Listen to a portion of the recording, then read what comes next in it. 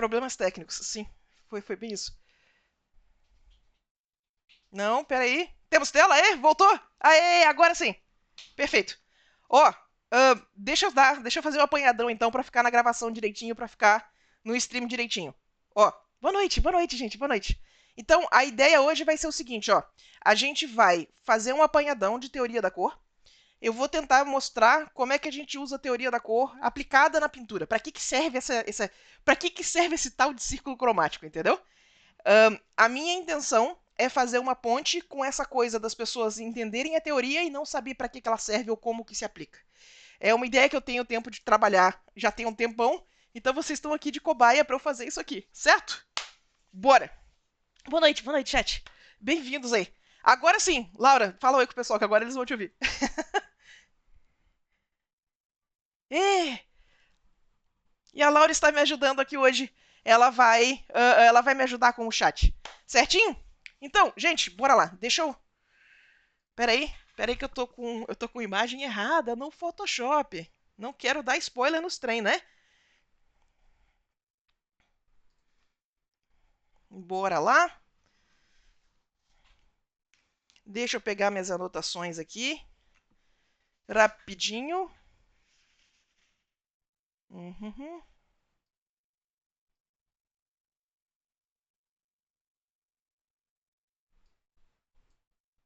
Perfeito. Não, show de bola. Ahn, Então tá. Não, ok. Problemas técnicos, a Sula não sabe mexer no stream ainda, mas a gente conserta. A Laura da próxima vez até áudio. Bora. Ahn, Perfeito. Gente, vamos lá. Olha que bonitinho. Pera aí, com câmera, né? Importante. Aqui, nós. Isso, pronto. Agora estamos aqui. Gente, seguinte. Vocês entendem o conceito de cor, no geral? Ele é mais cretino do que a gente dá crédito. Então, a primeira coisa que eu quero que vocês pensem pra gente aqui a respeito, né? Se eu colocar essa cor aqui na tela pra vocês, ó, se eu fizer um ponto aqui dessa cor, né? O que é isso aqui? Essa cor, ela é clara ou ela é escura? Que cor é essa? Como é que vocês pensam sobre isso? Cor sozinha é difícil, né? Então, a primeira coisa. Escura, né? Mas se eu vier e fizer isso aqui agora, se eu vier e fizer isso aqui. Aham, aquela cor inicial ela é escura ou ela é clara?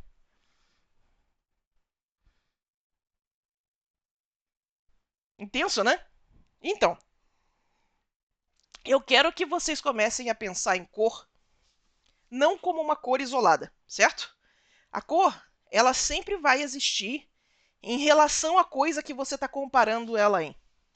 Essa é a primeira coisa que é muito importante de vocês entenderem. Cor só existe em contexto de outra cor. Tudo isso aí funciona em questões de comparação. Comparação é a coisa mais importante que a gente tem, certo? Então, eu posso fazer essa pegadinha aqui com qualquer coisa. Se eu vier e colocar uma cor assim e perguntar, isso aqui é cinza? Sim ou não? Mas aí eu venho aqui e coloco assim e pergunto, qual que é a cor que é mais cinza? Saca? Fica fácil de ver esse tipo de coisa.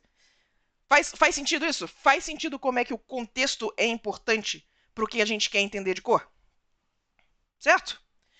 Então, aonde que a teoria da cor vai aplicar? Onde é que a teoria da cor começa a ser útil pra gente? Quando a gente vai pensar sobre cor e aplicação, o que a gente faz é que a gente vai pegar essas cores e a gente vai organizar elas, não necessariamente só em escalas, mas a gente vai organizar elas de um jeito que faz sentido. Então, a primeira escala que a gente precisa ter contato com, tá? É a escala tonal. Essa aqui, ó. O que é escala tonal, tá? Escala tonal é esse degradezinho do preto e branco aqui. Ele é quão claro ou quão escuro as coisas são, certo? Então, o que acontece? Quando eu peguei e eu marquei aquela primeira cor, eu marquei uma cor que estava mais ou menos aqui, ó. Né? Ela estava mais ou menos aqui na escalinha. Quando eu peguei e coloquei a segunda, eu coloquei uma cor que estava mais escura, ela estava mais aqui embaixo. Então, o segundo conceito importante que a gente precisa entender para entender cor, tá? Entender a teoria da cor. Essa distância aqui, ó, a distância que essas coisas ficam nessas escalas, ela é o nosso contraste. Quanto maior a distância, maior o contraste. Então, se eu quiser aumentar o contraste de uma cena, eu posso aumentar essa distância. Isso significa algumas coisas bem específicas, na verdade. Se eu tiver uma coisa clara, eu posso deixar ela mais clara e a distância aumentou. Se eu tiver uma coisa escura, eu posso deixar ela ainda mais escura. E essa distância aumentou de novo. Tem alguns problemas que são bem clássicos. O pessoal que já mexe com pintura aí há algum tempo vai conhecer esse problema de, por exemplo, você quer fazer alguma coisa brilhar, né? Então você vem aqui e coloca a parada o mais claro possível. Mas ainda não está aparecendo que está brilhando. Por que isso acontece?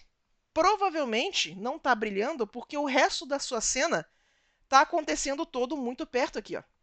Então, se a gente pegar todo o resto da cena e a gente aumentar o contraste, o que você quer que pareça brilhante vai parecer mais claro porque você aumentou a distância na escalinha, você aumentou o contraste. Isso faz sentido? Tá tranquilo? Essa ideia toda, ela clica, né? Depois eu faço a demonstração desse negócio do brilho, sim, porque é isso. Às vezes, para fazer as coisas brilhar, o que você faz é que você escurece em volta, em vez de só aumentar o brilho. Não esqueça que você pode aumentar a distância para os dois lados. Você pode clarear o claro, você pode escurecer o escuro. Às vezes, não é só estourar o claro, nem estourar o escuro. Você mexe um pouquinho dos dois lados e o contraste fica delícia, certo? Perfeito. Então, a gente entendeu a primeira escalinha, né? A gente tem essa escala de preto e branco, que ela é a nossa escala de valor tonal. Tonal, ele é quão claro ou escuro uma coisa é. Isso aqui independe dos outros três elementos da cor. Alguém sabe as três propriedades que cada cor tem? Pausa dramática para tomar chá.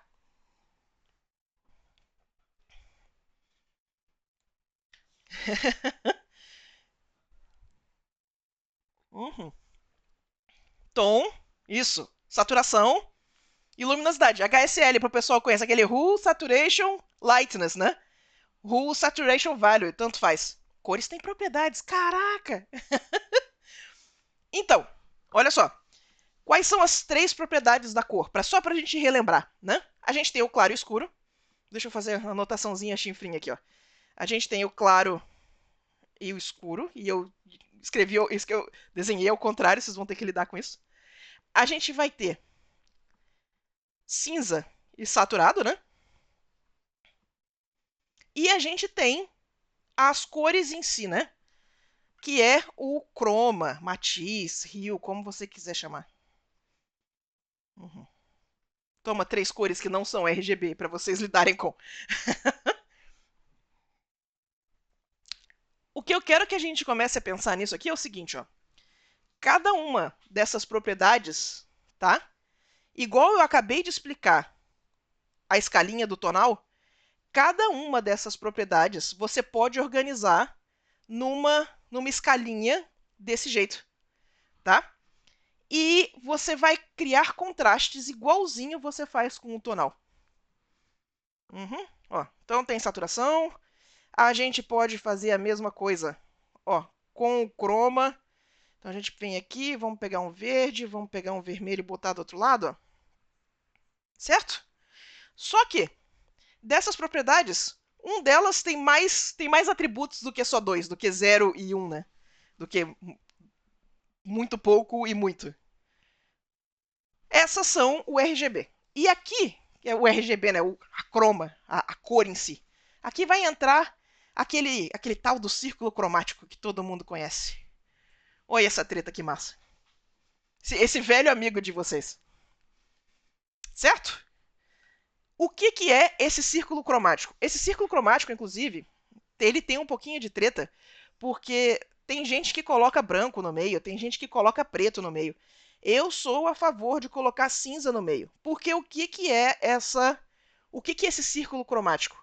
Ele é aquela mesma navegação que a gente tinha de valores, ele é de saturação. Então, ó, aqui você tem um verde supersaturado, né? E você tem o cinza neutro. E no cinza neutro, todas as cores se encontram. Então, você começa do cinza neutro, você consegue ir para o pico de saturação de todas as cores, né? E aquela propriedade que eu comentei, a distância que as coisas ficam, tá? Elas aplicam aqui também. Então, se você tem do amarelo para o verde, esse contraste ele é baixo. Se eu pegar e eu fizer do amarelo para o verde aqui, chegando quase no azul, esse contraste é bem mais alto. Então, quando você quer aumentar o contraste das coisas, você também aumenta a distância. O grande lance, né, a grande dificuldade de você lidar com o círculo cromático é que você agora tem outros jeitos de aumentar a distância. Não é só ir naquela direção que a gente estava nos valores, que a gente vai para um lado ou para o outro. Agora você pode descer o círculo ou você pode passar pelo centro do círculo. Olha que contraste gigante se a gente fizer amarelo e violeta. Olha isso aqui. Isso aqui, ó, isso aqui chama excesso de contraste. Isso aqui é pegando fogo. Que é por isso que o pessoal gosta muito, inclusive. Cadê a galera dos posters de filme? Que faz os vermelho e azul? O contraste blue-orange ali, bonitinho, né? Cores complementares. Então, você consegue fazer esse contraste entre cores e entre valores, né? Isso aqui faz sentido? Tá de boa? Eu quero fazer uma demonstração meio dramática aqui, porque as pessoas às vezes não entendem o tanto que a leitura da cor acontece única e exclusivamente nos valores. Às vezes as pessoas querem deixar a leitura da peça para acontecer nas cores.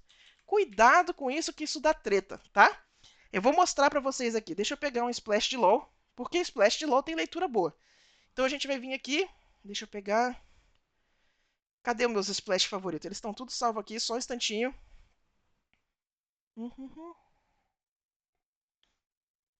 Peraí. Ah, delícia. Olha só. Se a gente pega esse Splash, né? E a gente deixa ele em preto e branco. O que é deixar em preto e branco? O que isso significa? Eu sei que isso pode ser óbvio para muita gente do chat, tá? Mas pensa aqui comigo. Deixar em preto e branco significa que eu estou deixando ele só no tonal. Eu tirei as outras propriedades de cor. Eu tirei saturação e eu tirei o croma, né? Eu tirei o rio. Não tem mais cor. Agora só tem valores. Olha como é que a imagem continua lendo perfeitamente. Você ainda vê as estátuas lá no fundo, você ainda vê as pétalas de flores, está tudo aqui, certo? Agora, se eu fizer essa mesma coisa e eu tirar os valores...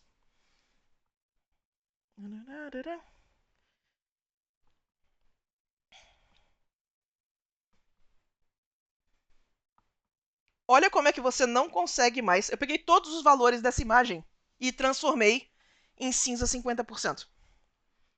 Olha como é que você simplesmente não consegue ler o que está acontecendo mais. Eu quero que vocês entendam o quão importantes são os valores para a leitura da imagem, certo? Se você tira os valores, não tem leitura. Se a sua imagem não está lendo bem, o que você tem que consertar primeiro, o que é a sua régua de medir isso, é o claro e escuro, certo? E aí eu vou mostrar mais um macetinho para vocês, porque ele é um macetinho divertido. Se vocês quiserem ver como é que está a saturação da imagem, pega uma camada de cor, peraí, e aí você vai vir aqui e você vai transformar ela em vermelho, ó. Vermelho 255 mesmo. Coloca a imagem que você quer verificar a saturação, pega o layer e coloca ele em modo saturação, que você vai ver as partes da imagem que são mais saturadas. Olha que massa. Eu adoro esse macetinho, ele é muito bom. Sim, é por isso que o pessoal pinta em preto e branco e depois na cor, tá? É um jeito fácil de você organizar a leitura da sua imagem. Pintar em preto e branco antes, certo? Então, se vocês quiserem macetinho para ver como é que tá organizada a saturação da imagem, tá aí. Tá aí para nós. Então, agora que a gente entendeu, né, que a gente consegue pensar em contraste como essa distância, a gente precisa começar a pensar nisso aqui como um mapa de saturação, né? O que a gente vai usar para a gente navegar esse mapa? Se isso aqui vamos pensar que ele é um lugar mesmo, que você consegue se perder em. Como que você faz para você se orientar e não se perder nisso aqui? E aí vai entrar um dos macetes massa, que eu acho que é uma das coisas que as pessoas têm dificuldade de aplicar. Já ouviram falar no lance das cores quente e fria? Quando a gente está lidando aqui, né, no círculo cromático, quente e frio, normalmente costuma ser aquela coisa óbvia. O pessoal vai vir aqui, vai separar o negócio bem no meio aqui assim, ó, e vai falar, ó, esse aqui é o lado quente e esse aqui é o lado frio. Ih, obrigado pela doação, gente. Aguenta aí que eu já pego. Ó, então esse aqui é o lado quente, esse aqui é o lado frio, né? Só que tem mais jeitos de você pensar nessa coisa do quente e frio. Esse lance do quente e frio, ele é muito básico. Vamos começar a pensar um pouquinho mais avançado sobre esse lance do quente e frio. Se a gente tem um vermelho, deixa eu pegar aqui. A gente vai ter o nosso... Olha só, eu venho aqui e eu coloco o vermelho, né? Se eu te perguntar se esse vermelho, se ele é quente ou se ele é frio, você vai me responder que ele é quente porque ele está do lado quente do círculo cromático, né? Mas se eu vier aqui e eu colocar uma cor mais aqui assim, ó, agora a gente tem uma cor que ainda é vermelho, ela lê como vermelho, mas ela é mais fria. Concordam? Consegue ver? E a gente consegue fazer a mesma coisa com o azul. Então, se eu venho aqui e eu coloco esse azul aqui, ó, esse azul, né? Ele é azul, ele tá saturado, ele tá uma cor limpa. Mas se eu venho aqui e eu coloco esse outro azul aqui, ó, você de repente tem um azul que é mais frio. Ele é azul, ele lê como azul, mas ele é um azul mais frio, certo? O que isso significa quando a gente começa a pensar desse jeito? Se a gente pegou esse vermelho inicial e ele estava aqui, o segundo vermelho, ele está aqui, ó. Então o que aconteceu? Eu comecei a andar em direção ao lado mais frio do círculo cromático. Então, eu tenho essas cores das beiradas, né, que são as cores super limpas, mas se a gente começar a pensar no quente e frio como em que direção que a gente está andando, você começa a conseguir colocar aonde estão essas cores dentro do círculo cromático. E aí você vai começar a enxergar essas gradações de um jeito que faz um pouco mais de sentido, né? Então, a coisa do azul é a mesma treta, tá? O primeiro azul que eu coloquei, ele estava mais aqui, perto do azul roxo. O segundo azul seria o ciano. O ciano não está nesse círculo cromático, mas ele estaria aqui, né? Então a gente está caminhando em direção ao lado mais frio do círculo cromático, certo? Então a gente consegue usar a pergunta se isso aqui é quente ou frio para a gente navegar o círculo cromático. A segunda pergunta que você vai fazer é quão saturado é essa transição. E aí a gente vai começar a botar mais um grau de complicação aí no que a gente está fazendo. Porque olha só, se eu tenho um vermelho, né? Vamos supor que eu tenho esse vermelho aqui. Ele é vermelho quente. Eu tenho como botar ele para cá. Aqui eu mantive a saturação e eu caminhei em direção ao laranja, né? Se eu pegar esse vermelho inicial e eu trouxer ele para cá, ó, o que eu fiz foi que eu peguei esse vermelho inicial que estava aqui e andei nessa direção. Então, você se perguntando se a saturação se manteve, você provavelmente andou nesse sentido. Se a saturação diminuiu, você caminhou em direção ao centro. E aí você consegue fazer esse monte de variação. Você vai conseguir sair para cá, você vai conseguir fazer aqueles degradês que fazem assim, ó. Estão começando a entender para que serve esse tal de quente e frio? Ele não é só para falar que azul é frio e vermelho é quente. Tem muito mais coisa aí nesse angu. Certo? Perfeito. Então, bora ver esse negócio funcionando? Uhum. Eu quero mostrar para vocês algumas artes aqui. Esse cara, ele assina TCK. O nome dele é Thomas Klein? Deixa eu pegar aqui. Peraí. Esse cara aqui, ó. Thomas King mesmo. Vou botar o link aí no chat, né? Olha que fantástico a forma como ele trabalhou esse céu. Bora pensar como é que ele conseguiu dar essa riqueza tonal aqui nesse céu, usando esse princípio. Olha só, vamos pegar o nosso círculo cromático e trazer ele de volta aqui e vamos começar a pensar. Olha aqui, ó. A gente tem o céu que ele está começando aqui, ó, no amarelo esverdeado, e ele vai descendo aqui, ó, mantendo a saturação. Olha que massa.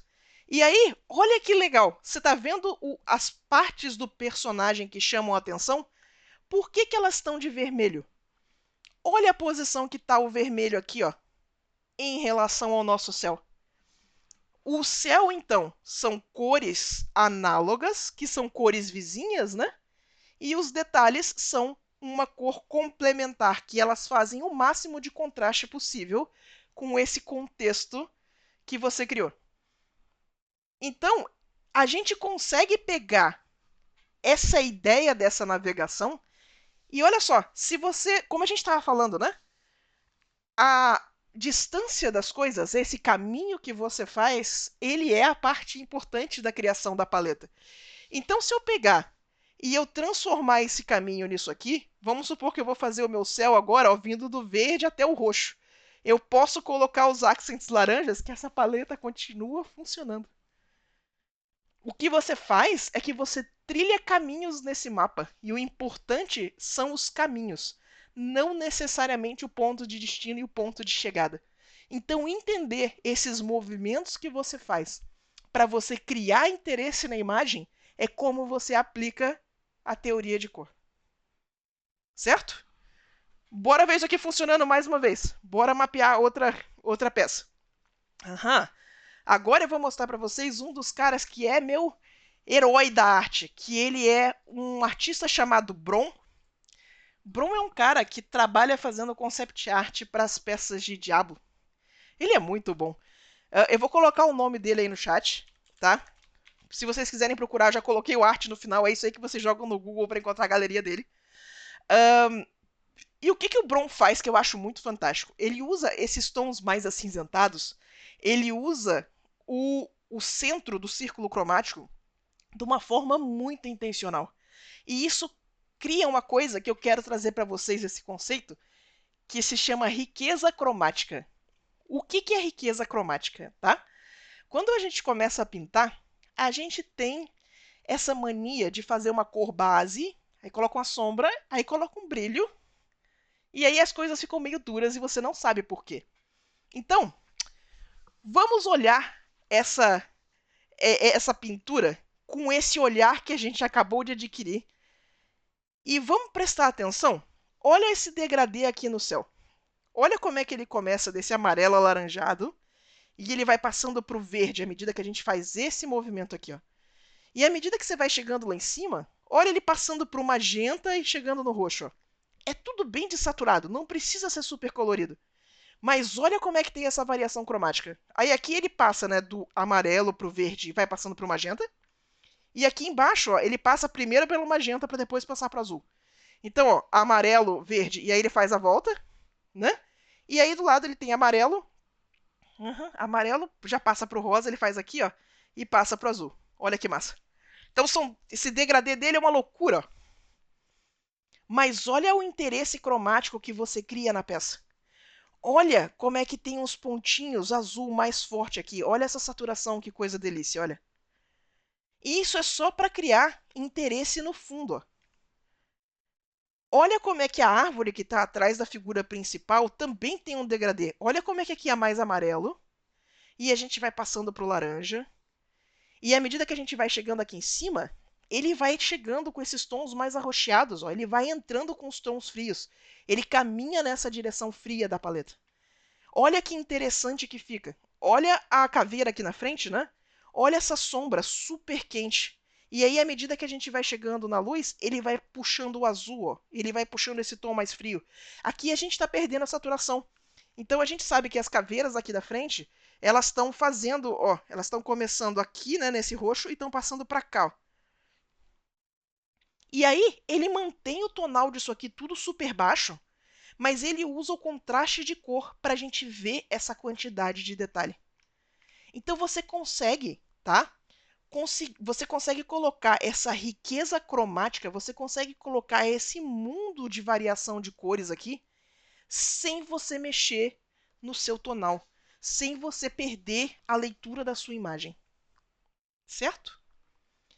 Tem um outro artista que faz isso super bem, que ele é outro cara que eu adoro de paixão. O pessoal que faz mentoria aí conhece ele já tem muito tempo. O nome desse senhor é Tyler Jacobson.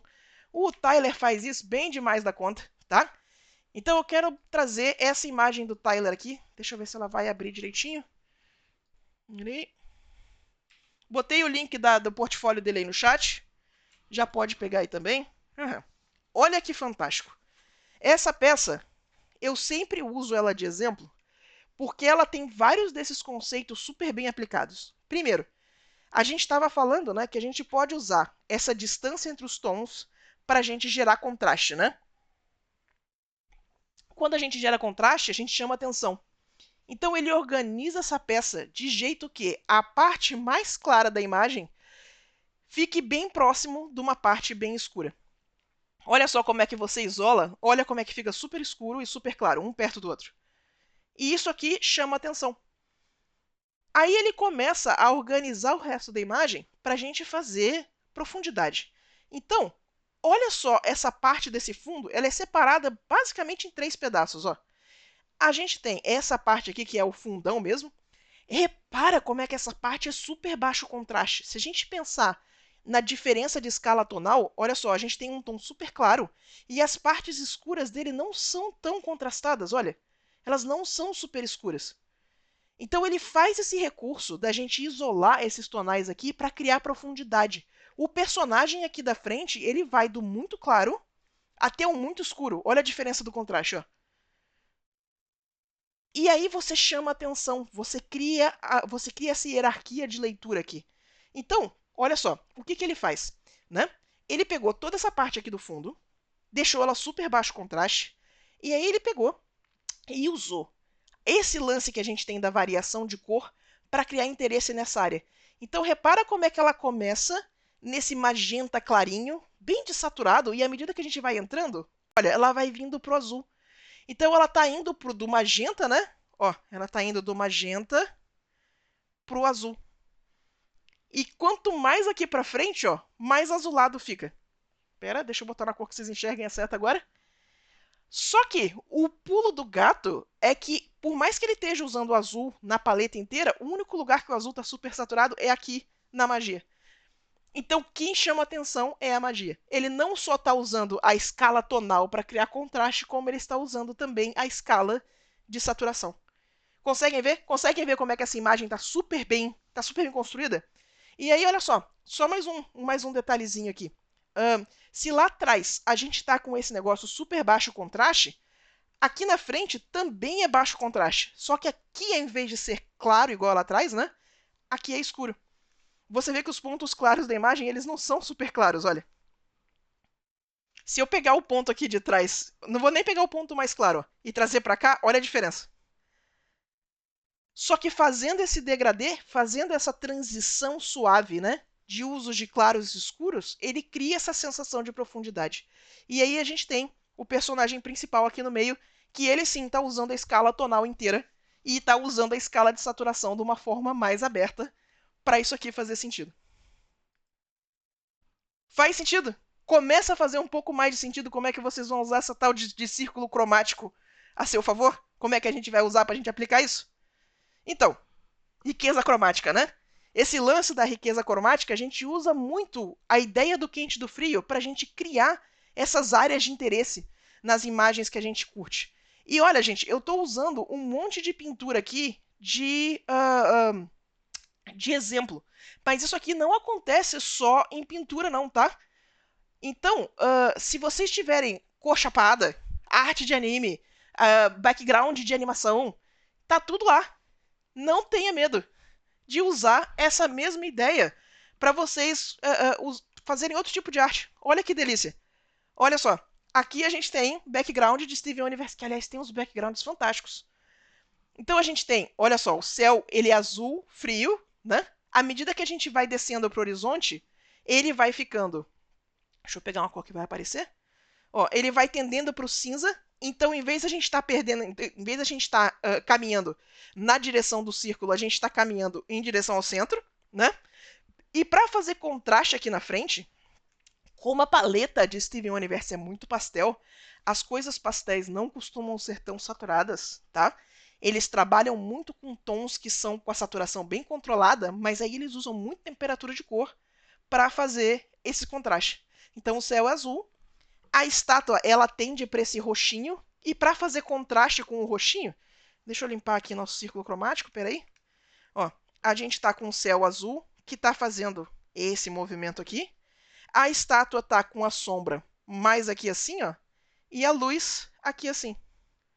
Olha que interessante, é o mesmo movimento que a gente viu naquela primeira peça do TCK, só é menorzinho em outro ponto da paleta. Massa, né?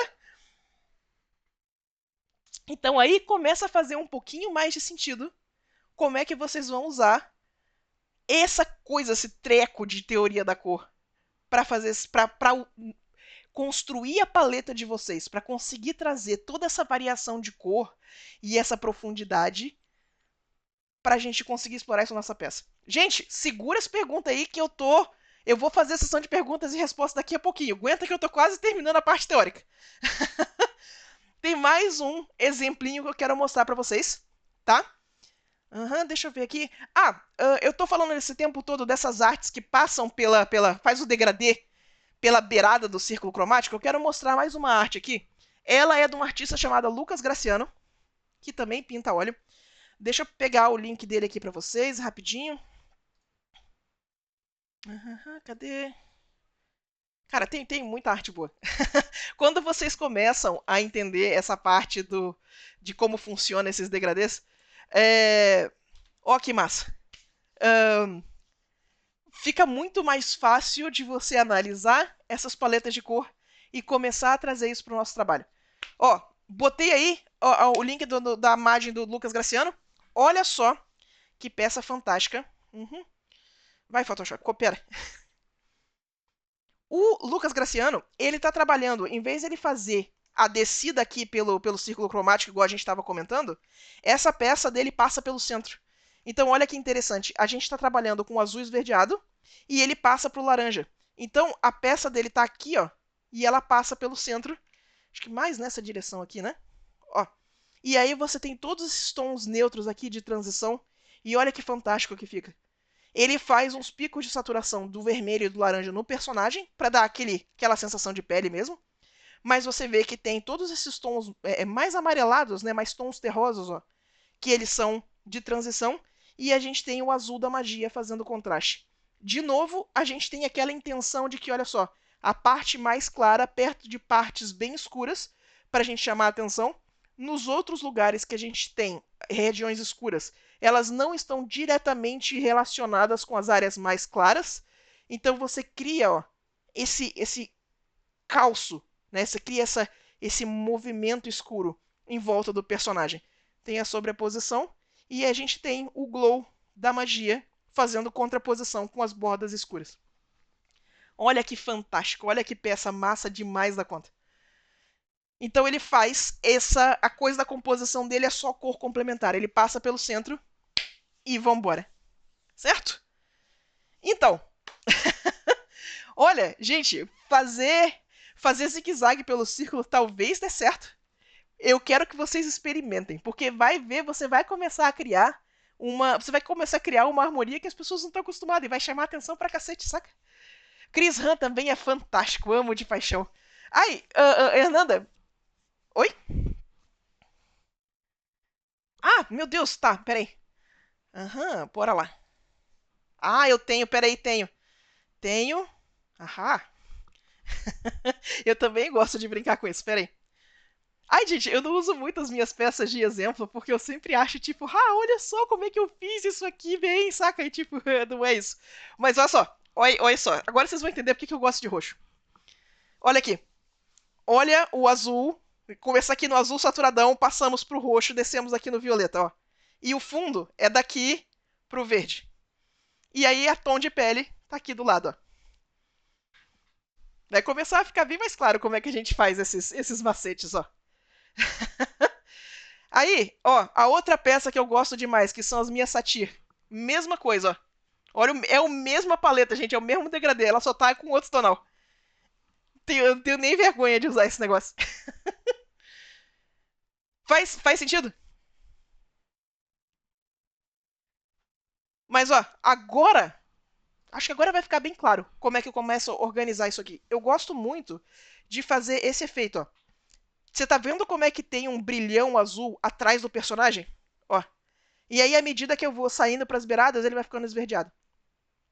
Faz bastante contraste com o vermelho e o amarelo da armadura dele. Ó. Então eu não tenho medo de puxar esses contrastes, saca? Porque fica massa. A cor mesmo, ela vai servir para complementar a figura que tá aqui na frente. Então, quando você para olhar as cartas de Hearthstone, o fundo é quase monocromático.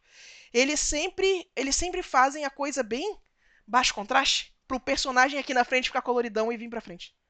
Sim, gente, vai ficar salvo o VOD, fica tranquilo. Vai ficar de boa, né? Perfeito. Então, eu quero mostrar só mais um exemplo, porque assim, ó, eu tô mostrando isso aqui muito acontecendo pela peça inteira. Essas variações sendo muito grandes, né? E aqui, bora começar a sessão de tirar dúvidas. Deixa eu só ver minhas notas aqui, ver se eu esqueci alguma coisa. Pera aí. Uhum, uhum. Perfeito. Não, era isso. Das anotações aqui, era isso. Eu quero. Pode falar. Deixa eu só fazer mais um detalhezinho pra galera aí. Olha só. Esse artista é um cara chamado Boguerro. Eu não sei falar o nome dele, mas se escreve Boguereal. Vou botar aí no chat aí pra gente, ó. Esse maluco aí. O Boguerro, ele.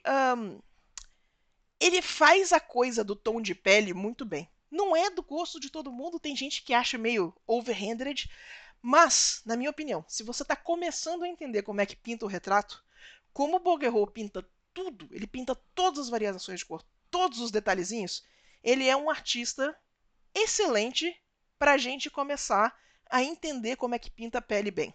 Então, olha só, a gente vem aqui e a gente começa a olhar. Eu quero que vocês pensem tanto na diferença de temperatura como na diferença de saturação. Então, olha só, aqui está mais saturado e está mais quente do que o tom base da pele. Aqui, tá vendo, está mais acinzentado? Ele está mais frio. E a gente vai fazendo todas essas pequenas variações e ele cria essa riqueza cromática fantástica que a gente tem esses, sabe, esses tons mais acinzentados, tom mais amarelado, tom mais rosa. Dentro do rosa, aqui está um pouquinho mais tendendo para o azul e aqui tende um pouquinho mais para o vermelho. A forma como ele pinta as sombras, a forma como ele dá esse ganho de saturação nesses cantinhos, sabe? Olha como é que, olha só, olha essa cor dentro da sombra da orelha. Olha que fantástico.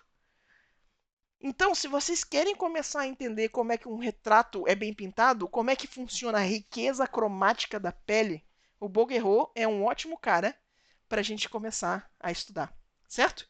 Então, o que eu quero fazer aqui é o seguinte, ó. Eu vou pegar essa pintura do Bouguereau, eu vou colocar ela do ladinho aqui pra gente, e a gente vai usar o mapa da pintura do Bouguereau, né? A gente vai usar essa pergunta do tá mais quente, tá mais frio, tá saturado, e a gente vai pintar uma pessoa de pele verde e a gente vai ver se o mapa funciona. Certinho? E aí sim, bora para as perguntas e respostas. Eu não vou fazer demonstração das perguntas e respostas, mas eu vou tentar responder o máximo possível. Bora lá, Laura, agora vai. Então bora pintar.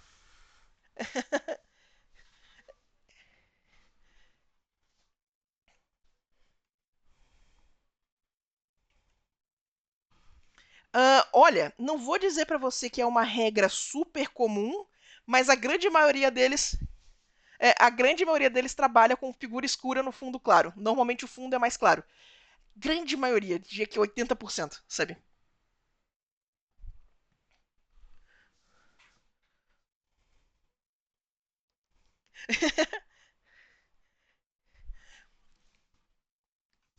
Peraí, vocês estão ouvindo a Laura? Pergunta essa. Eu tinha liberado o seu áudio. Então a gente tem que verificar agora de novo. Vocês não estão ouvindo a Laura, tá bom. Poxa. Então fala a pergunta de novo aí, bora lá.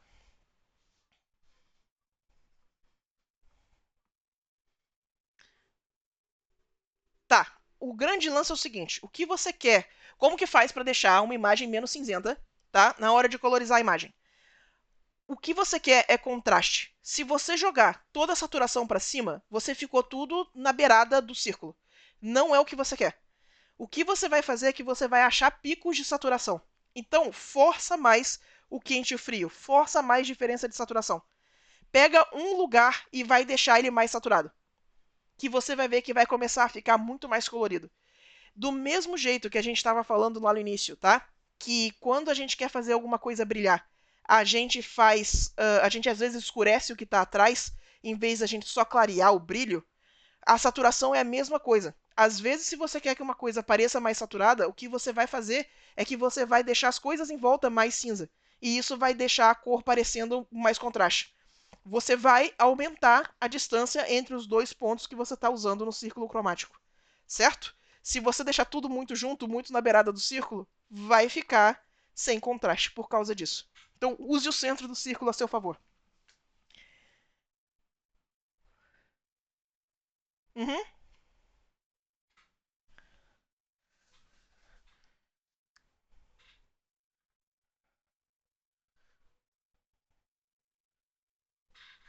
Uh, a Ryusaki tá perguntando se tem como testar a paleta para colorir a ilustração toda. Algo como fazer o thumbnail da ilustração menor ao invés de partir para o desenho direto? Sim, se chama thumbnail de cor e é só pegar e pintar. Super recomendo, eu sempre, sempre, sempre faço. É chutado, você está muito mais preocupada com áreas gerais do que você está preocupada com áreas específicas. Você não vai lá pintar olho, pintar nariz. Não, não, não. Faz cor de sombra, cor de profundidade, como é que tá a sua perspectiva atmosférica e que cor cada uma dessas coisas vai ter. Certo? Faz isso no thumbnail de cor. Laura, aguenta aí que eu quero ver se eu consigo fazer o pessoal te ouvir. Vai, fala, vamos lá. Vai ficar muito melhor se o pessoal puder te ouvir. Vamos lá, testando. Testando, testando. Ah! Peraí. As vozes da cabeça da Sula. Total. Pera aí. Ia ser tão mais fácil se a coisa só funcionasse. Ai, meu Deus do céu. É... Só mais um instante, gente. Pera aí, problemas técnicos. Toca musiquinha de elevador aí. Turo, turo, turo, turo. Tamo tentando, pera aí. Testando. Vamos lá, fala alguma coisa, vamos ver. Acho que a parte injusta é que não tá rolando, né? Putz, a parte injusta é que nos gráficos aqui tá funcionando, tá dizendo que você tá com áudio, só não tá passando pra lá mesmo. Ahn, Pois é, né? Achei bullying também. Tá, então, bora. Continua mandando as perguntas aí. Uhum.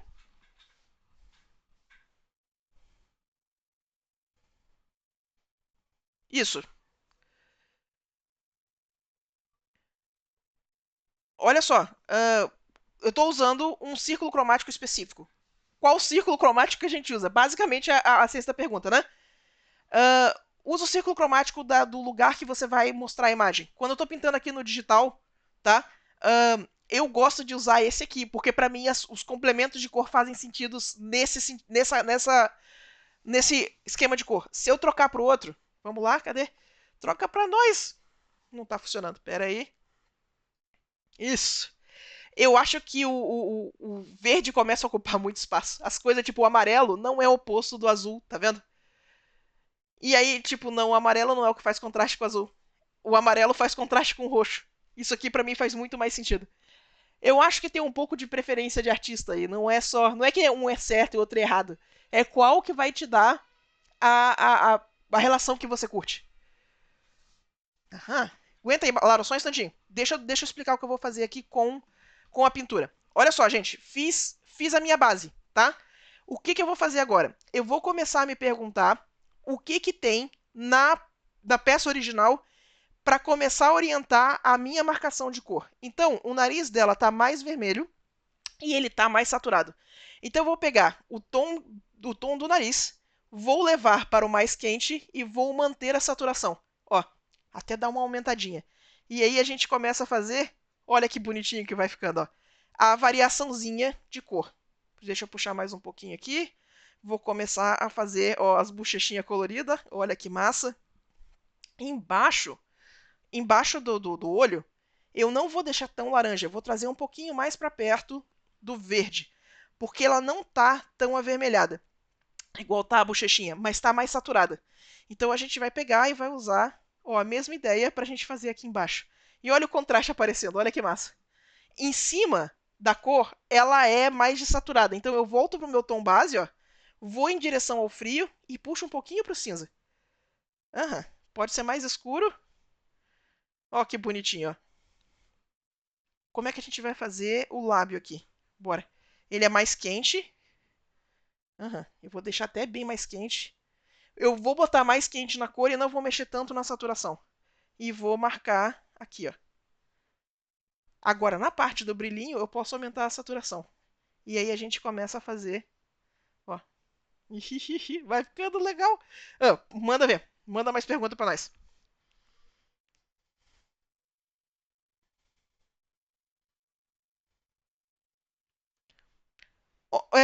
Perguntaram como é que a gente faz para começar a estudar o círculo cromático. Se tem canais de YouTube, tem muita coisa no YouTube de boa em inglês. Mas honestamente, como é que eu fiz para estudar? Pega o círculo cromático e vai estudar as peças que você curte. Pega as ilustrações, pega os splashes que vocês curtem, tenta fazer essa análise. Entendeu como é que é a paleta? Tenta fazer o estudo, tenta pintar com essas cores. Ah, deixa eu passar um macetinho que eu. Deixa eu passar um macetinho que eu faço quando eu tô na rua, quando eu tô no ônibus, quando eu tô, sabe, tá demorando no Uber. Eu tenho um joguinho que eu faço no celular que ele é muito bom para você aprender a enxergar as cores. Eu chamo ele do jogo dos 7 erros. E aí, vocês podem instalar o seu programa de pintura favorito aí. E aí vocês podem começar a brincar de joguinho dos 7 erros também. Olha só isso aqui que massa. Isso aqui é uma foto de um filme. Alguém tem alguma dúvida que esse cara aqui do meio é uma pessoa branca e loira? Acho que não, né? Acho que fica bem claro que tá aqui. Então, que cor que você usaria para pintar esse treco? Essa imagem ela é um pouco roubada de eu fazer isso aqui ao vivo, porque eu já fiz esse estudo dela várias vezes. O que eu vou fazer? Pega um pincel duro, não pode variar a opacidade, tá? E aí vou falar, tipo, eu quero acertar, eu quero ver a cor que tá esse brilho aqui da testa, ó. Então eu vou abrir o meu Color Picker e eu vou vir ali, tipo, aham, que cor que é aquele trem ali? Como eu já fiz isso aqui várias vezes, eu sei que a pele dele é toda azul. E eu sei que aquela área ali não é tão. Aham, ela não é tão saturada. Mas por aqui assim, ó. Aí você vai vir e você vai fazer um pinguinho com um pincel duro, bem ali, ó. Olha só, olha o roubo de eu já ter feito isso aqui antes. Agora eu vou pegar e vou fazer a mesma coisa aqui na cor do lábio dele. Vamos lá. A cor do lábio de baixo. O lábio de baixo, baseado naquela cor, ele é mais quente, né? Então eu vou em direção ao roxo ali. Ele é mais escuro. Eu acho que ele é um pouquinho mais escuro. Acho que ele vai ter mais magenta ainda, então mais roxo. E aí você vai vir e vai fazer. Olha lá, ó que bonitinho. Então eu fiz muito esse tipo de coisa para começar a enxergar o tom da imagem. O que eu vou fazendo é que eu vou fazendo esses pingos de cor até eu conseguir acertar a cor. Certo? Não se desesperem se vocês derem uns erros fenomenais, assim, tá? Isso é difícil de fazer no início. Essa aqui eu só tô conseguindo tirar mais ou menos de primeira, assim, porque eu já tô fazendo essa imagem há muito tempo. O pessoal da mentoria conhece essa imagem pessoalmente. Gente, aplicativo de celular, qualquer aplicativo de pintura no celular, você consegue fazer isso. Mad Bang Paint, tem Procreate para celular, tem qualquer aplicativo de pintura que vocês conseguem. Até no Note que você consegue colar a foto, você consegue. Qualquer um que tenha pincel duro e você consiga escolher cor. Certo? Bora!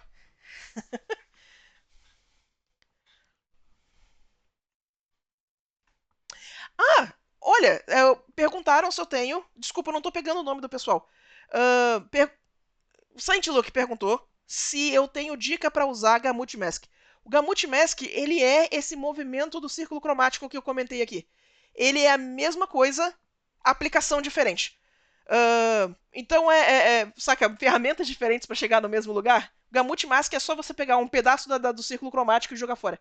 Então você escolhe tipo 3 cores. Eu vou usar roxo, azul e verde. Você não consegue pintar nada que esteja fora disso aí. Você tem que começar a usar o cinza cromático. É um exercício muito bom de fazer, tá? O Gamut Mask, gente, ele é isso aqui, ó.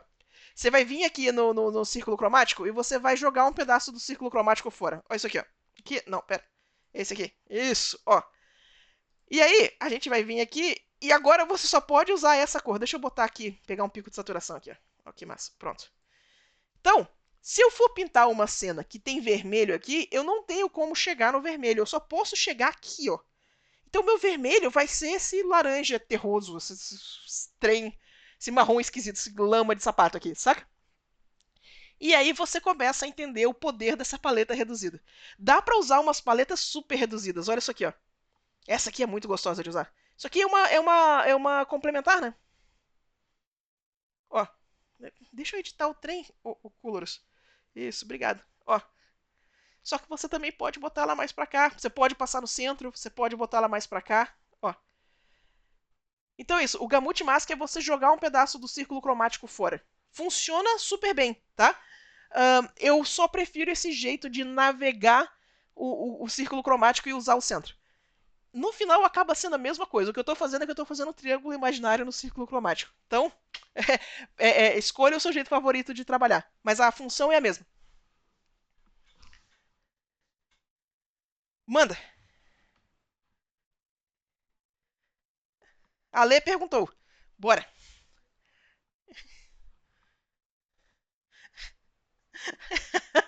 Sula, e quando o concept do personagem tem todas as cores possíveis, alguma dica para harmonizar tudo?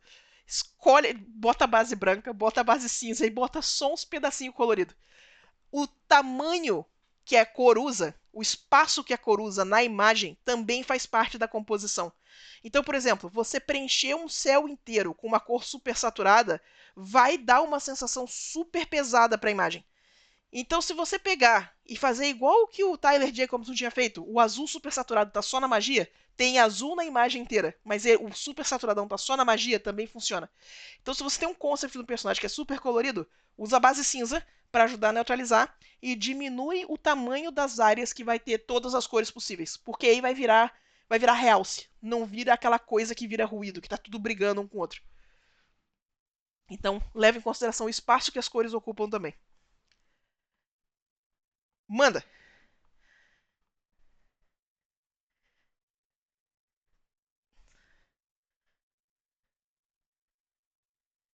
Ah, Tati Diniz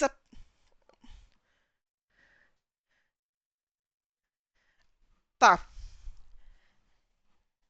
A Tati Diniz está perguntando por que na pintura digital a gente vai direto na cor, sendo que no tradicional a gente primeiro escolhe algumas poucas cores e vai construindo a sua paleta, né? Depois você vai expandindo.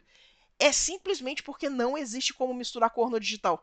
Tem alguns artistas que criaram algumas ferramentas para simular a pintura de cor, mas aqui a diferença, o desafio da pintura digital é o oposto do tradicional.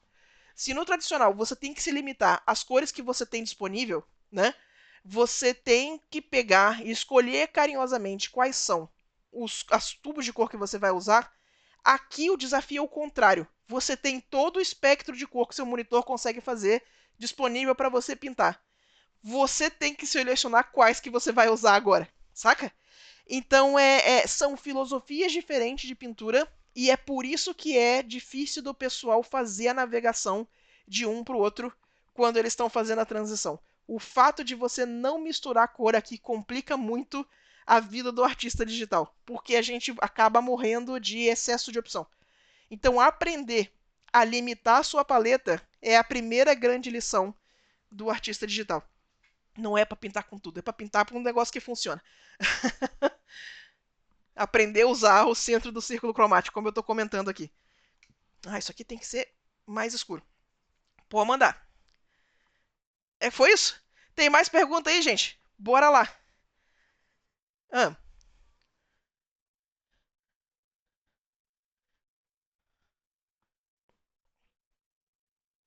tá. A pessoa tem muita dificuldade de sair da escala de cinza pro colorido. Como eu posso fazer isso numa cor mais organizada? Olha só. A treta que a gente tem trabalhando com colorização é que colorização, você tem o vermelho, por exemplo. O vermelho, ele só vai ler como vermelho num tonal que é mais ou menos no meio. Ele é mais uns 50%, tá? Ahn, Se você deixar ele muito claro, vira rosa. Se você deixar ele muito escuro, vira vinho. Então, o vermelho tem que acontecer num tonal muito específico. E é muito difícil de você acertar esse tonal quando você está fazendo preto e branco, certo? Então, o que eu recomendo para vocês é o seguinte: como que eu fiz a técnica de colorização funcionar para mim? Eu peguei e eu fiz o preto e branco, começo com o modo color, mas eu não vou parar no modo color. Eu vou começar a usar outras camadas, tipo overlay, multiply, soft light, para começar a consertar o tonal dessa minha blocagem inicial. Porque aí as cores vão começar a ler do jeito que eu quero. Então, não considere a camada de color que você vai colocar para colorizar o último passo que você vai fazer no seu desenho. Quando eu termino preto e branco, eu considero que tipo 30% da minha pintura está pronta. Porque agora eu vou começar a pintar de verdade. Eu vou começar a aplicar as cores, vou começar a fazer os detalhes funcionar. Então, ainda tem muita pintura para fazer. Não tenha medo de botar outro tipo de camada por cima para a gente começar a acertar a leitura das cores e começar a acertar esse tonal de um jeito um pouquinho mais fino para a coisa começar a realmente entrar na cor que você tinha planejado.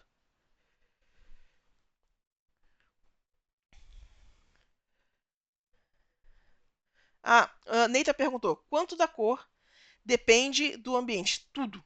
100%. A gente tem, em teoria da cor, tem uma expressão muito importante que ela é tem dois termos muito importantes, que é a cor local e a cor contextual. O que é cor local? Cor local é a cor que o objeto é. Então, por exemplo, ó, eu tenho a minha thumbnailzinha pequenininha aqui, eu tenho a minha garrafa do Zelda aqui e a tampa dessa garrafa é verde, tá vendo? Só que quando a luz bate na garrafa, né, ela clareia. Então, dependendo do ângulo que eu colocar a garrafa, ela vai mudando de cor. Ó. Você teria que escolher outra cor no Color Picker para pintar isso aqui desse jeito, né? Então, a cor local, a cor da tampa, é verde. O que você pinta é a cor contextual. Cor contextual é a cor do objeto iluminado. Você nunca pinta a cor local. Você sabe a cor local para informar a sua pintura, mas você só pinta a cor contextual. Faz sentido?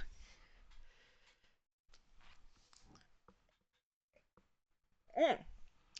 Perguntaram se eu começo a usar, se eu continuo, meu Deus, se eu costumo usar o Lab Slider. Sim, o Lab Slider ele complementa o meu círculo cromático. Normalmente, quando eu estou começando a pintura, eu começo mais no círculo cromático porque eu estou fazendo essas escolhas dentro do esquema de cor grandonas. Quando eu começar a fazer o ajuste fino da pintura, que aí você vai dar zoom, vai começar a pintar os detalhezinhos de olho, de lábio, de dente, aí eu vou começar a usar o Lab Slider em peso, porque eu uso o Lab Slider para fazer aquele ajuste fino de cor. Eu quero que isso aqui fique um pouquinho mais frio, eu quero que ele fique um pouquinho mais claro. E é para isso que eu uso o Lab Slider. Por isso que ele está aqui na tela o tempo todo. Mas ele é para a próxima parte da pintura.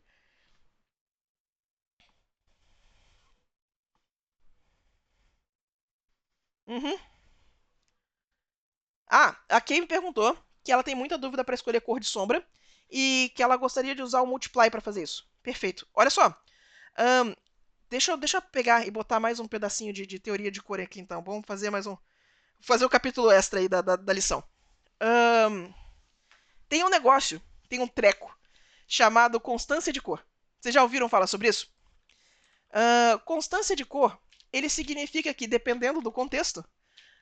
Deixa eu pegar uma referência aqui rapidão. Deixa eu não falar enquanto eu digito. Constância de cor, tá? Ele fala a respeito da gente. Se você pega uma cor e você muda ela de contexto, você muda a leitura que ela faz. Mesmo que seja a mesma cor. Deixa eu achar a imagem aqui rapidaço.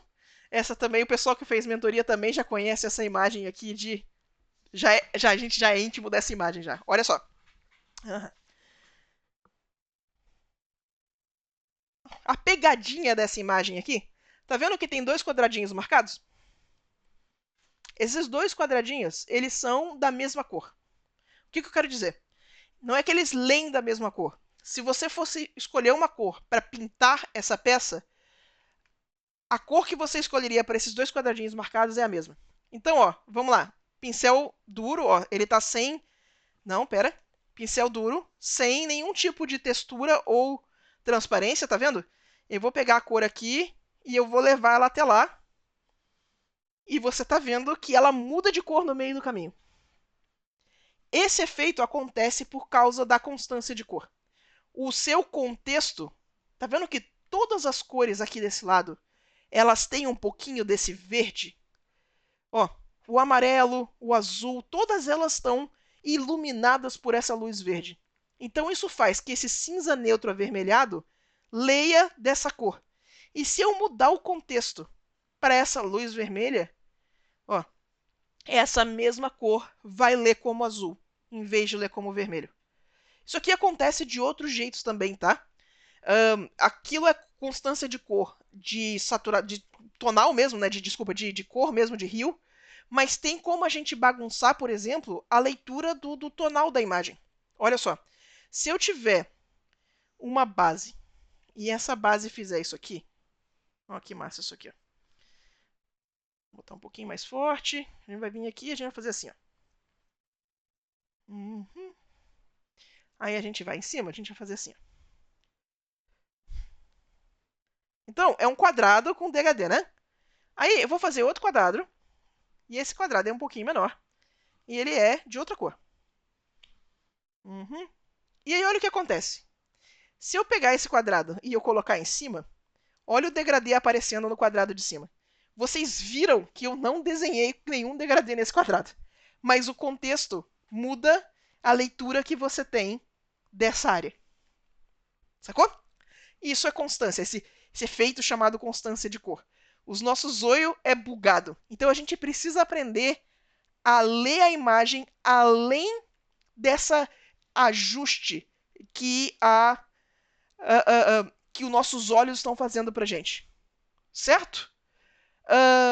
Então, qual era a pergunta inicial? Ai, meu Deus, constância de cor era multiply. Uhum.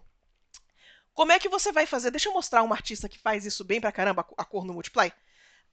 Tem uma menina chamada Jana Schimmer. Não é Jana, é Yana Schimmer. Eu sempre falo o nome dela errado. Yana Schimmer é uma excelente artista e ela faz a blocagem de cor com o Multiply. Vou colocar o link do portfólio dela aí. Oi, Mar! E eu quero mostrar para vocês um passo a passo de uma peça que ela fez aqui, ó. Essa Mercy que ela fez tem um passo a passo fantástico. Olha isso aqui, ó. E aí você tá vendo aqui embaixo, né? Tem o sketch, cor base, e ela aplica esse multiply avermelhado por cima de tudo. Como é que ela escolheu isso? Se ela sabe que o céu é azul, ela sabe que a sombra dela vai ser quente. Então ela escolhe o contexto da pintura, vamos supor que o nosso contexto vai ser... No caso do céu, ele é frio, né? Ela escolhe uma sombra quente. Se você vai ter um contexto quente, vamos supor que você está num lugar mais amarelo, você está num lugar mais pôr do sol, escolhe uma cor mais fria para você fazer a sua sombra, um arroxeado, um azulzinho claro. E aí o outro macete para trabalhar com o multiply é que como o multiply sempre vai escurecer, você vai escolher uma cor que não é tão escura, senão ela vai queimar a sua imagem. Escolhe uma corzinha mais tranquila, mais, sabe, pastelzinho. Deixa eu mostrar aqui, ó. Se a gente pega e a gente, ó, layer e multiply, né?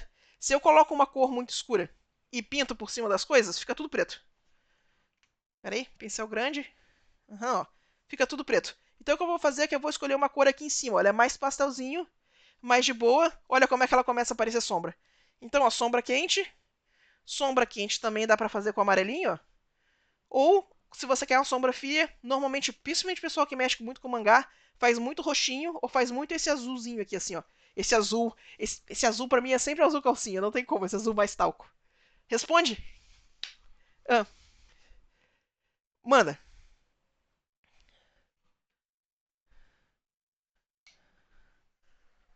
Uhum.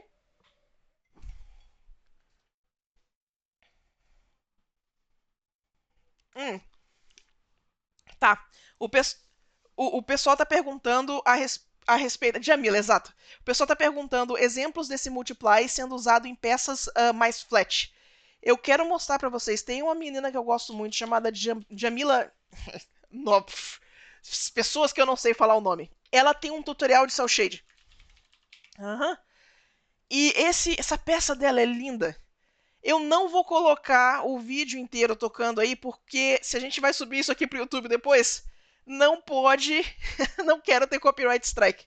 Mas botei o link aí. Eu vou botar só o vídeo parado aqui no thumbnail pra galera procurar. Olha só. Vocês vão procurar isso aqui, ó. Sailor Mercury Cell Shading em Photoshop. E aí vocês vão vir aqui e você vai ver o resultado. Olha que resultado lindo que fica. Ai, meu Deus. Vai, YouTube. Uhum. Olha o Cell Shade funcionando aí com o Multiply. E ela mostra isso direitinho funcionando, certo? Então, fica a recomendação aí. Bora. Esse negócio é muito bom.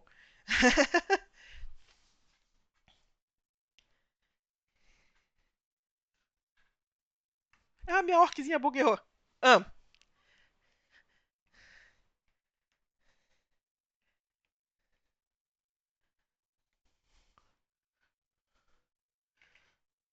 tá. Se um personagem tem muitas cores diferentes dentro do círculo cromático, como harmonizar? A harmonia acontece no centro do círculo cromático. Diminui a saturação. No geral, a minha regra de ouro é que eu tenho duas cores por imagem que pode ser saturada, tá? Então, por exemplo, se eu estou fazendo uma peça e uma das cores saturadas que eu tenho é o magenta, eu não vou ter o magenta e o roxo, por exemplo, que é minha satir, por exemplo. Se tiver verde, ele não vai ser saturado. Se tiver amarelo, ele não vai ser saturado. Então você vai lá e compara que, por exemplo, a flauta que ela tá usando, ela é de madeira. A madeira é bem menos saturada do que o resto da peça. Porque eu tô limitando o uso das minhas cores. Meu contexto é todo azul, o resto vai ficar mais acinzentado. Então, escolhe algumas cores para você dar foco. Mesmo que o personagem seja todo super colorido, pega e derruba o resto da saturação das coisas. Que você vai ver que vai ficar bem mais sob controle. E aí? O quanto é técnica e o quanto é feeling? Olha, eu sempre penso nisso, não, eu não falo nisso com tanta frequência, talvez eu devesse falar mais. Ahn, a técnica tá aqui para quando o seu feeling falhar. Se você tá fazendo a paleta no feeling e ela funciona, ótimo. Se você fez ela no feeling e ficou um desastre, pega a técnica e vamos procurar por que, que não tá funcionando. Vamos perguntar onde é que a coisa saiu do controle. A técnica ela tá aqui para ajudar em vez de atrapalhar a sua intuição.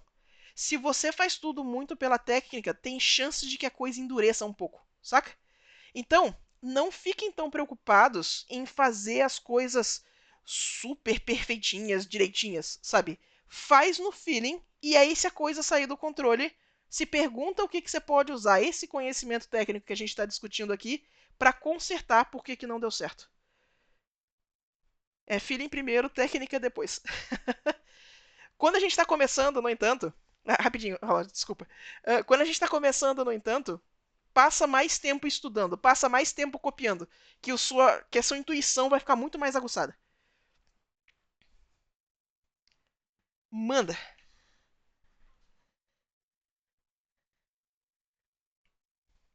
Uhum. A Natália tá perguntando se usar layer de modo, né? Natália, desculpa.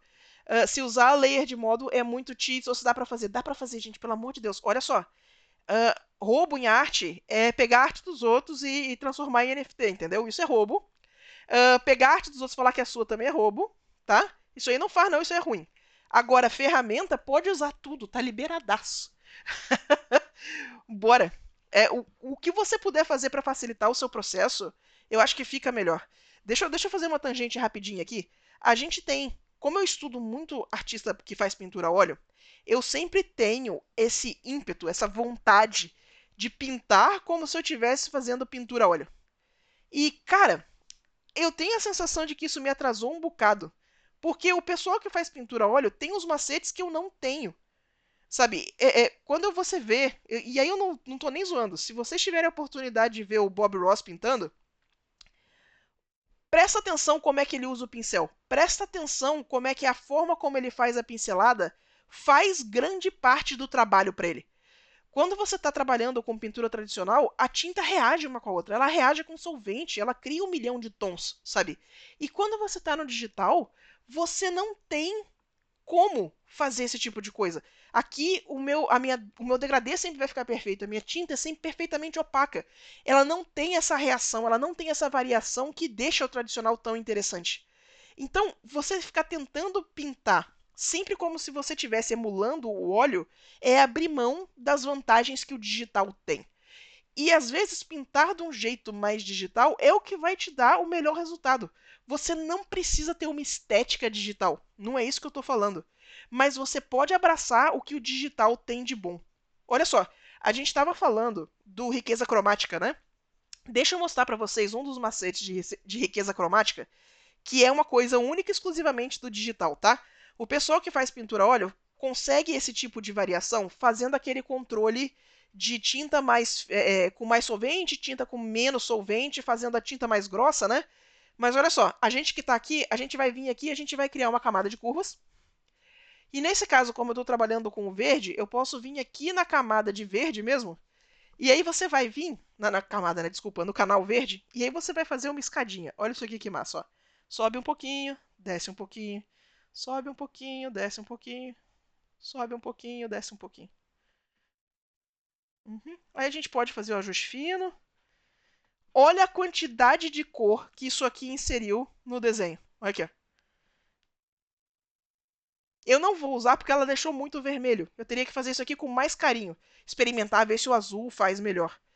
Mas a nível de riqueza cromática, pintei um céu, usei só azul, fiz curvas no azul.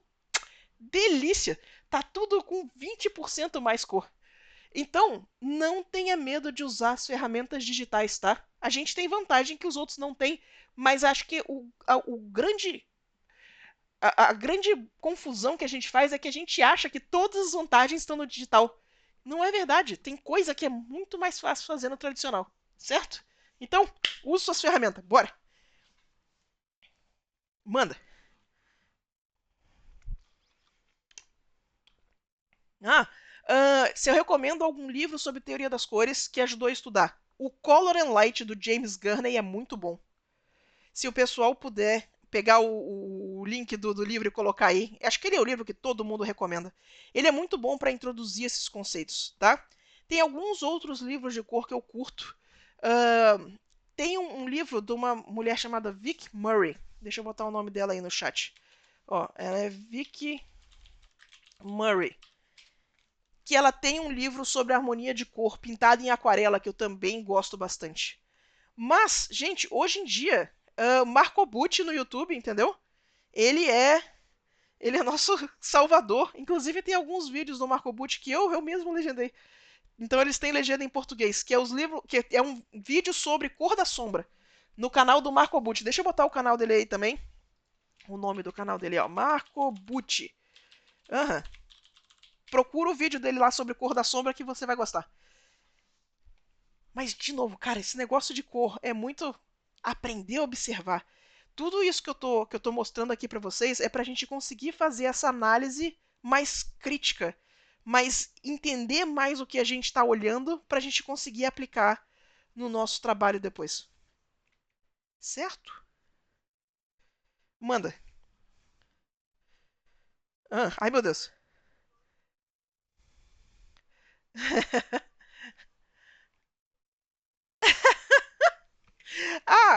Estão perguntando sobre a treta que teve no Twitter sobre o lance de roubar a paleta cromática. Olha só, como pintora, tá? Digital, não tem como você roubar a paleta. Mas muitas das pessoas questionaram o lance de que tem cores que são registradas. Tem cores que são institucionalmente registradas para algumas marcas. Tem o rosa da Barbie, tem aquela joalheria, acho que ela chama Tiffany, né? Que ela tem uma cor específica da Tiffany. Então, essas cores, elas realmente têm registro. E tecnicamente você não pode usar. Mas é que esse tecnicamente vem com vários asteriscos. Não é que você não pode usar aquela cor, é que você não pode criar uma joalheria que usa a mesma cor da Tiffany, sabe? Você não pode criar uma outra boneca que vai usar o rosa da Barbie para pintar a caixa inteira de rosa, entende? Então, eu lembrei do lance do Anish Kapoor. Tem a história de um cara que registrou uma tinta e que só ele podia usar a tinta para fazer a peça de arte. E aí teve outro cara que faz tinta que foi lá e fez a tinta e proibiu o cara de usar a tinta dele. É a história do Anish Kapoor e do Vanta Black, exatamente. Pesquisa essa história, que essa história é fantástica. Mas no geral, eu não acho que tem muito como. Tem umas coisas, gente, que elas são muito abstratas. Paleta de cor. Como que você vai falar que tem como você roubar uma paleta de cor quando se a gente. É meme? Pôster de filme de Hollywood é azul e laranja. Por que é meme? Saca? É porque faz contraste, contraste alto, contraste bom, fica com tom de pele bom, fica, saca? Fica com leitura, chama atenção. Não preocupa muito com isso não, sério, só pinta seus trem. É, é, é, pois é, assim, muitas dessas tretas de Twitter, como eu comentei na primeira live, né? Elas são falta de contexto. A gente pega umas coisas que, tipo, às vezes o pessoal tá discutindo no design, às vezes o pessoal tá discutindo no, saca, em outros âmbitos e traz pra ilustração e concept. Tá, não, gente, não, tá. Fica tranquilo, tá tudo bem, saca? Pode falar. Manda. Perguntaram se a cor do monitor influencia muito na hora de pintar. Olha, se você for imprimir, grande chance que sim. Imprimir é um negócio meio cretino. Porque não importa muito o que você faça, vai ficar diferente na hora que você imprimir. Você tá fazendo a transição de cor luz para cor pigmento, sabe? Então, se você tá tentando imprimir as coisas e elas sempre estão ficando mais escuras do que devia, provavelmente o brilho do seu monitor está muito alto. Então, se você vai lidar com impressão, eu recomendo você dar uma olhadinha. Existe um aparelhinho chamado colorímetro que ele ajuda a calibrar seu monitor, certo? Mas, eu sei que hoje em dia, dentro de alguns estúdios grandes, a instrução é faz ficar bom na sua tela e o resto se resolve. Por que isso? A pessoa que já tá consumindo coisa no monitor dela, ela tá acostumada com qualquer distorção de cor que tenha no monitor dela. Tipo, se você pega uma imagem que tem um tom de pele um pouco mais neutra, e aí você abre no monitor que está mal calibrado e ficou todo mundo verde. Pra gente, isso é horrível, isso é um crime. Ai meu Deus, estragaram nossa imagem. Mas a pessoa que está consumindo, ela usa aquele monitor todo dia. Ela tá acostumada com a galera verde, gente. Então, fica tranquilo, faz ficar bom no seu monitor. Deixa que o resto se resolve. Porque senão a gente não vai. Você não vai conseguir produzir nada. Porque vai mudar de cor quando você passar pro celular, quando você passar pro iPad, quando você passar para outro monitor, sabe? Faz parte. Faz ficar bom no seu monitor e confia. Senão a gente fica tudo doido. Aham.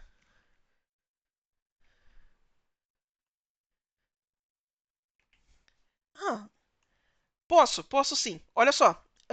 A gente estava usando o. A gente estava usando o quente e frio para a gente blocar nossas cores, né? Para a gente criar aquele contraste dentro do círculo cromático. Então, aqui, como eu estou fazendo esse estudo aqui, por exemplo, eu estou fazendo ele com a luz bem neutra. Eu podia pegar e intencionalmente começar a puxar um quente e frio para aumentar o contraste. Como é que eu posso fazer isso? Olha o roubo. Camada de multiply. Eu vou deixar ela na sombra fria.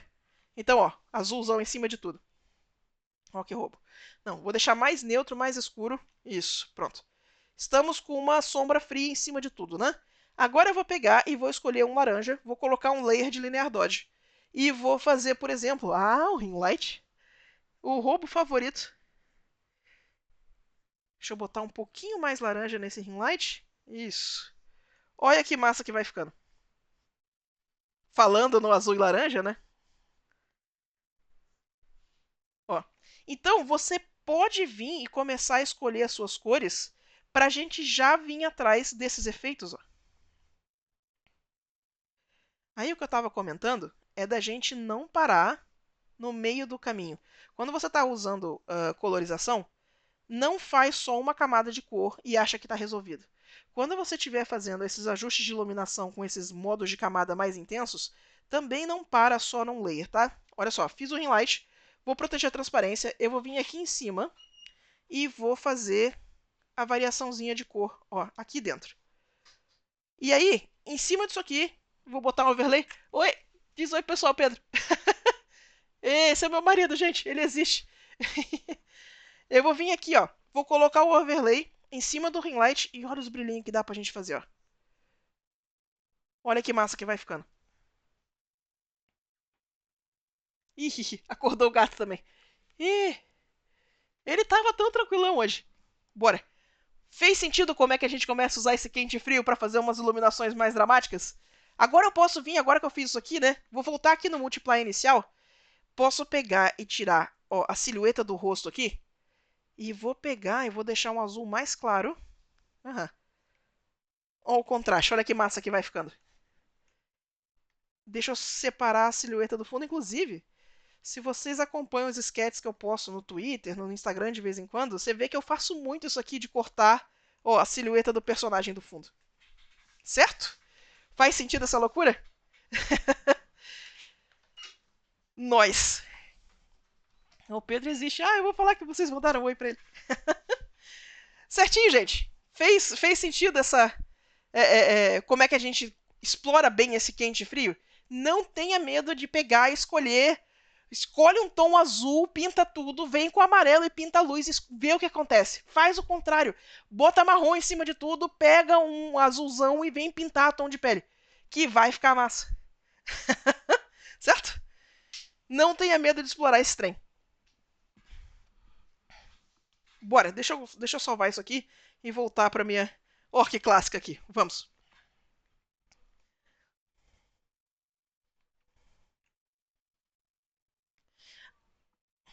Ah,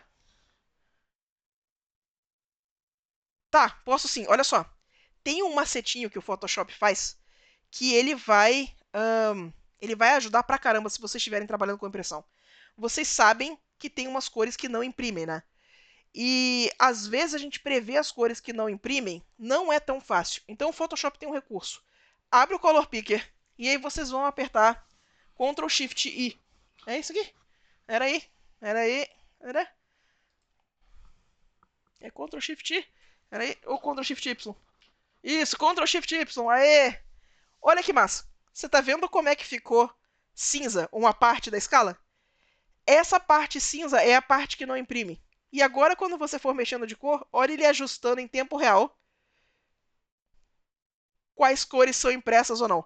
Ó, o azul imprime super bem, mas o roxo, olha isso aqui, ó. Roxo não imprime quase nada. O magenta também é uma cor que não existe, ó. O vermelho vai imprimir bem. Ó. Uhum. Verde também sofre pra caramba, olha isso aqui. Então, se você começar a escolher as cores aqui dentro, vai ficar muito mais fácil de você prever o resultado. Então, Ctrl Shift Y, tá? Se você fizer isso aqui direto na peça também, tem aqui View Proof Colors, ele é o Ctrl Y, tá? O meu tá setado para deixar a imagem em preto e branco, para eu verificar os valores. Mas, deixa eu mostrar como é que faz isso aqui também. View Proof Setup, clique em Custom, tá? Ele vai abrir essa janelinha aqui, no monitor de vocês, com um pouco de sorte. O meu tá em Dot Game 20%, que é a opção que você escolhe para verificar os valores, tá? Se você quiser verificar o CMYK, você vai vir aqui e você vai escolher o CMYK que você está usando, ó, o Working CMYK. E aí o que vai acontecer é que ele vai ajustar as cores que você está vendo para cores que vão imprimir. Então, por exemplo, se eu escolher esse ciano bruto, esse ciano que não imprime, e eu vim aqui e eu pintar com essa cor, olha como é que ele vai ajustar a cor em tempo real. Ó, deixa eu ligar e desligar aqui para vocês verem a diferença. Ó. Então ele já está tentando te mostrar como é que essa imagem vai imprimir, mesmo que você esteja trabalhando em RGB, certo? Então configurem isso aqui para o jeito que ficar melhor para vocês. Eu vou voltar aqui para o meu... Como faz muito tempo que eu não estou mexendo com impressão, eu vou voltar para o meu Dot Game 20%, que é meu Value Check, que ele é muito útil. Mas usem o CMYK se vocês precisarem imprimir, certo? Show!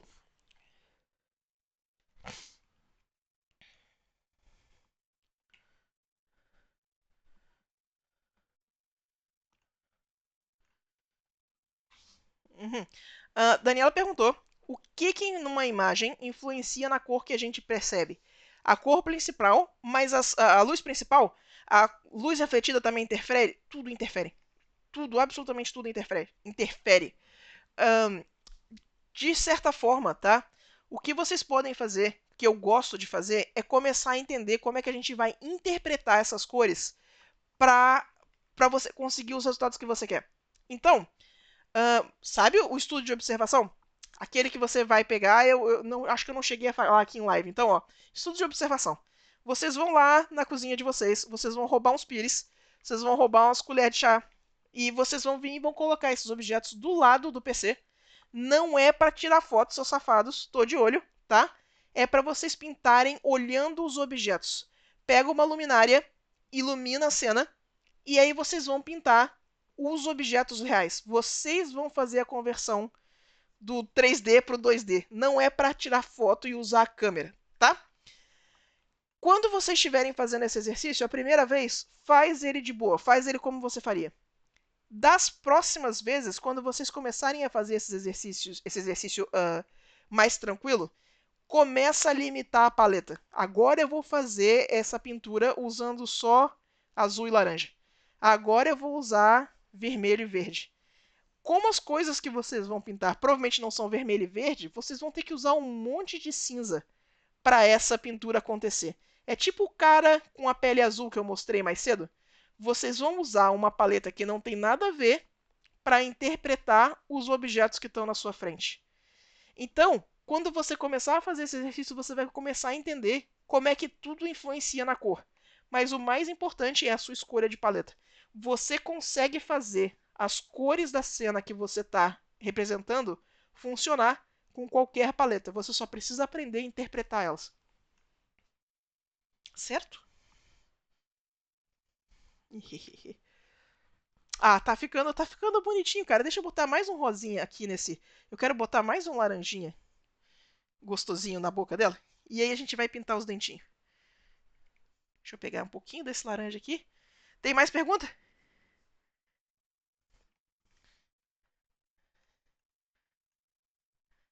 O Adria perguntou se eu tenho dica para pintar uma arte mais dark com bastante escuridão.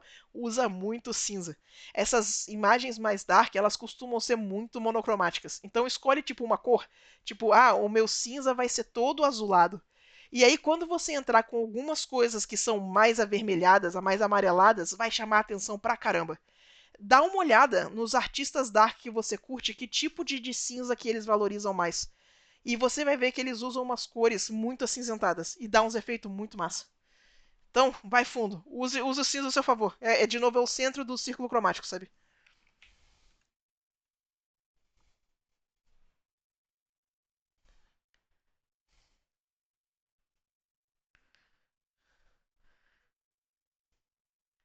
Ah, nossa, tá.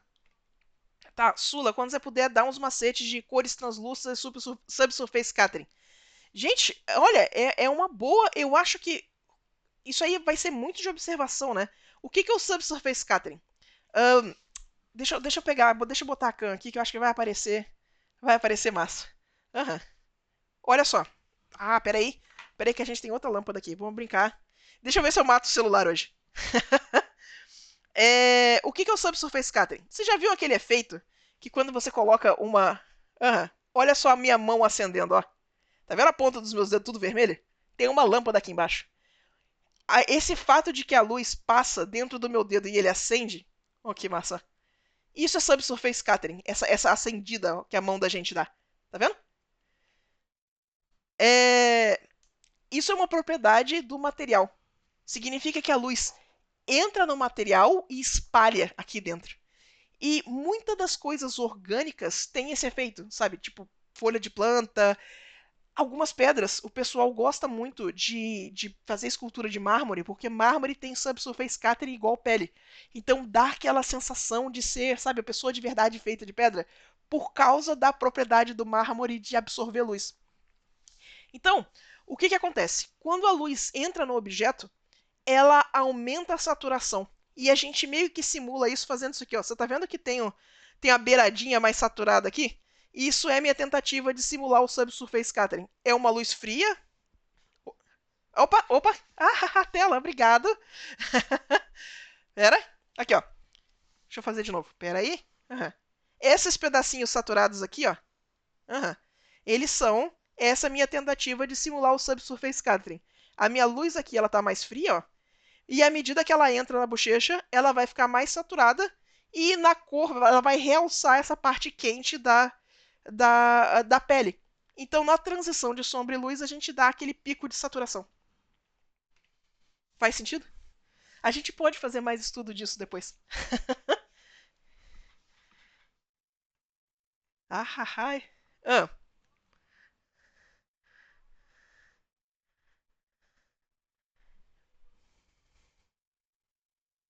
sim, o Randolph perguntou se. Randolph, né? Um, Randall, yes. Ele perguntou se limitar a paleta a tons terrosos no início é viável. Sim, limitar a paleta é sempre viável. Pode começar fazendo com mais cor. Honestamente, se vocês começarem a fazer esses estudos só pensando em quente e frio, azul e amarelo nesse início, já vai ajudar bastante como é que vocês vão pensar nessa variação de cor, tá? Então não tenha medo de fazer esses estudos de paleta limitada. No geral, eu gosto muito de fazer isso com um objeto real. Então, vai escolher uns objetos massa, bota uma luz, pode ser luz da janela também, viu? E tenta pegar a diferença de quente e frio. Pode fazer, sabe, só duas cores, azul e amarelo. Azul, amarelo, cinza, já vai dar umas pinturas muito massa. Pera aí, interlúdio de abrir a porta pro gato. Nós. Aham. Manda.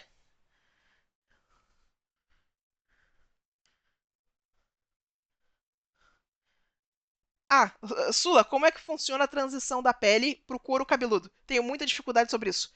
Dependendo do tipo de cabelo, cor do cabelo, o que acontece é que a pele costuma perder saturação. Porque parte dessa difusão que faz aqui as bochechas rosa, por exemplo, aqui tem folículo de cabelo, né? Então a pele costuma ficar mais acinzentada. O que eu gosto de fazer, tá? Eu vou pegar um pincel com texturinha. Eu tenho esse pincel de texturinha aqui que eu gosto dele. Eu vou pegar o próprio tom da pele, tira a saturação e escurece um pouco. Deixa eu deixar ele um pouquinho mais quente. E eu vou fazer, ó, essa diferençazinha aqui. Costuma ser o suficiente. E eu faço essa transição bem suave, bem, saca? Não precisa fazer cortadinho. Cortadinho é um tipo de corte de cabelo específico. Pode fazer essa transição um pouco mais suave, que quando você pintar o cabelo ali em cima, vai ajudar, sabe? Ó. Você vê que na referência que a gente está usando aqui também, olha como é que a transição para o couro cabeludo ali também tá super suave. Eles têm feito isso muito bem. Então pode trazer isso pro trabalho de vocês, que vai ficar massa. Eu quero puxar um pouquinho mais da sombra aqui, ó. Igual tem ali no outro, essa sombrinha um pouquinho mais quentinha que tem aqui no. Vai, manda ver. Tem mais pergunta aí? Ah, estão perguntando se tem algum curso sobre colorização que eu recomendaria. Olha, eu não sei se esse curso existe ainda. Infelizmente ele é em inglês. Mas lá no Schoolism, aquele site do Bob Thiel, tinha um site de luz e sombra de um cara chamado Sam Nilsson. Escreve Sam Nielsen. O Sam Nilsson, ele é artista de luz e sombra da Pixar. Esse cara entende um horror e meio de luz. Muito do que eu passei para vocês aqui hoje, eu peguei no curso dele. Então, se vocês quiserem pegar um curso de sombra e luz com os exercícios porreta, é o exercício desse cara. Mas eu nem sei se esse curso tá no ar ainda. Mas era o curso que ele tinha no Escolisme. Era muito bom. Ai, essa. Ó. Dentro do nariz, a gente quer saturadão. Então, eu vou puxar o laranjão aqui, escuro, e a gente vai fazer mais escuro. Uhum. Ah, agora sim. Olha como é que a narina fica bonitinha, cor limpinha, ó. E... Manda. Esse definitivamente é meu gosto favorito. Uhum. O Vini perguntando se usar Zorn Palette no digital rola. Rola, super vale a pena fazer isso tudo. Zorn era um pintor que é conhecido por usar uma paleta super reduzida. Ele é o cara que usa a paleta com um amarelo, um azul. Eu não sei se ele usa um vermelho, eu acho que não. Ele tem um tom terroso lá. E ele faz umas pinturas que parecem incrivelmente coloridas para quem não tem azul na paleta dele. Procura, escreve Zorn, Z-O-R-N. Procura a paleta, procura as pinturas dele e bora fazer os estudos. E sim, 100% rola. Um, por mais que a gente não possa misturar cor, gente, a gente pode sim limitar as nossas escolhas de cor. Então é para usar mais o cinza. É saber que quando a gente estiver aplicando a cor, quando você estiver clicando aqui no círculo cromático, prestar atenção onde você está clicando. Não sai dos seus limites. Grande parte dos problemas que vocês vão ter com pintura ao longo do tempo é você parando de prestar atenção no meio do processo. Fica presente, presta atenção no que você está fazendo. Não vai pintar com uma cor que está fora da cor que você escolheu originalmente, certo? Vai ajudar bastante. Manda.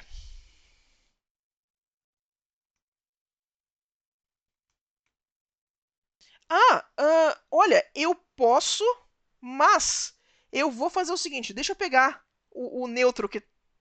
Isso. Deixa eu pegar esse mapa de cor já de ensino de arte. Pera aí. Deixa eu pegar aqui, porque é o seguinte, ó. A gente tem, se vocês pegarem o livro do Gurney, é conhecido o fato de que a pessoa tem zonas de temperatura na pele, tá? E eu não estudei tanto pele negra quanto eu deveria ter estudado. Eu já fiz bastante estudo, mas eu nunca fui atrás de teoria, até porque eu acredito que teoria está faltante.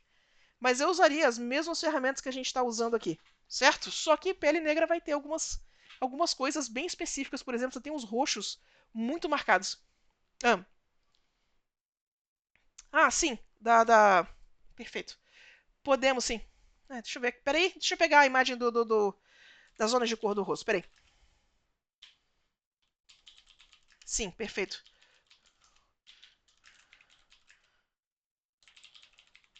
Sim. Ele é. Esse tipo de pele acinzentada é muito comum nesse tipo de arte. Mas ó, deixa eu passar um link aí para vocês. Isso aqui é um blog post do James Gurney dele falando, olha só, das variações de cor na pele da pessoa. A testa costuma ser mais amarelada, a região do nariz ali é mais avermelhada, e principalmente se você tiver barba, aqui embaixo fica mais esverdeado. E aí ele vai mostrar alguns exemplos disso funcionando. E você vai ver que, cara, dá pra puxar isso pra caramba mesmo, fica massa. Então, dá uma olhada nesse link aí, que ele é muito bom. Deixa eu passar, deixa eu pegar a imagem que pediram pra analisar aqui rapidaço. Onde é que ela tá? Aqui. Nós. Deixa eu ver se o Photoshop vai me deixar passar a imagem. Pera aí. Caraca, funcionou, Pronto. Uhum. Olha só. Deixa eu ajeitar minhas janelas aqui rapidinho. Ó. Eu gosto desse splash, ele é bem massa. O que esse splash está fazendo, né, é que a gente tem vermelho, a gente tem o contexto azulado, grande parte da pintura aqui ela é esse azulado, esse esverdeado, ó. Uhum. Bem acinzentado. E aí a gente tem o contraste com o vermelho, que é o oposto do nosso círculo cromático. Aí o que a pele faz? A pele também é baseada nesse tom, ó, em volta desse azul nosso aqui. E ela tem a sombra quente, que vem pro roxo, então a gente está aqui nos análogos, ó. E aí quando a gente passa aqui pro roxo, ela passa pro lado do vermelho. Ainda está mantendo cinzas, mas a gente passou pelo centro do círculo cromático, né, como a gente tinha comentado, ó. E aí, ó, a pontinha do nariz mais avermelhada, embaixo do olho, ó, mais avermelhado. Aqui tem um tanto de maquiagem também. O lábio mais quente. Então você vê que, tipo, a pele tá acontecendo aqui, mas ela tá toda super acinzentada. Em nenhum momento a gente chega a passar pro pico da saturação, porque a gente tá se mantendo no centro do... A gente tá se mantendo no centro do círculo cromático. O cabelo tem um pouquinho mais de amarelo, mas também, ó, super cinza. Olha só, gente, ele tá super colado no cinza ali mesmo, ó. Então isso aqui é tudo o centro do círculo cromático, ó. Então, quando vocês forem fazer uma pintura dessa, o importante é que todos esses cinzas têm que estar aqui. Essa variação desses cinzas é que permite a gente fazer a diferença da pele para o cabelo, por exemplo. Vê como é que a gente realmente pega mais esse amarelado no cabelo e mais arroxeado na pele? É essa pequena diferença de cinzas. Quando vocês estiverem começando a lidar com cinza, quanto mais acinzentado for a cor, mais diferença vai fazer essas pequenas variações. 1%, 2% de diferença vai ficar muito claro. Porque o nosso olho é muito bom em pegar essas variaçõezinhas. Então, não tenha medo de fazer essas variações bem tranquilas, certo? Muito bom. Ah, o Murikou perguntou como é que funciona isso em lápis de cor. Putz, cara, essa aí eu vou ficar te devendo, porque eu não sei o suficiente de lápis de cor como técnica de pintura. Eu sei que o pessoal faz um negócio chamado mistura ótica. O que é isso? Você vai pegar vários pigmentos e você vai. Olha só. É igual impressão. Se você colocar um pontinho vermelho pequenininho perto de um pontinho azul pequenininho, sabe? Uhum. Quando você der zoom out nisso aqui, ele começa a aparecer roxo, saca? O nome disso é mistura ótica. Você coloca várias cores um perto do outro e eles misturam visualmente e faz a cor que a gente quer. Então, eu sei que tem um pouquinho desse princípio, mas de novo, posso estar falando bobagem, porque eu não conheço a técnica de lápis de cor tão de perto assim, tá? Mas eu sei que eles trabalham um tanto com isso. Você ainda vai fazer o princípio da mistura, mas é diferente de misturar pigmento. Altos pontilismo, exatamente. Bora.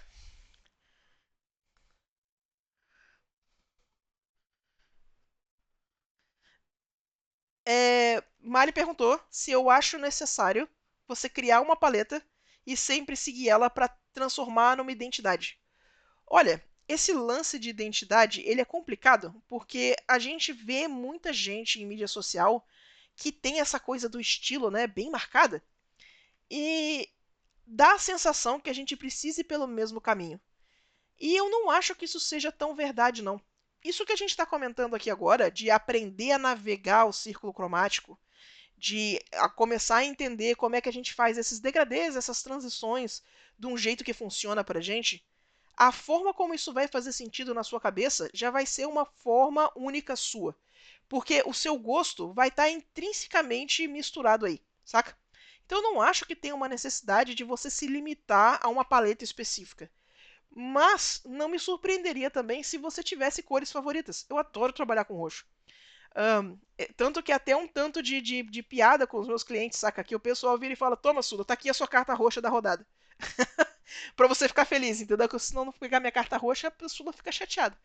Então, já vem especificado esse tipo de coisa.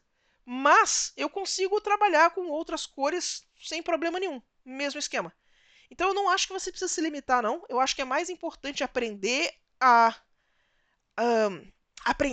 realmente interpretar e aplicar essas cores de um jeito que faz sentido para você. E à medida que você for produzindo coisa, a sua preferência de cores vai aparecendo. Tem umas cores que vai ficar só gostoso de trabalhar com elas à medida que você for entendendo essas harmonias, sabe? Então não preocupa muito sabe, limitar, não. Só faz os estudos e bora aplicar. Você vai ver que naturalmente vai aparecer a sua preferência.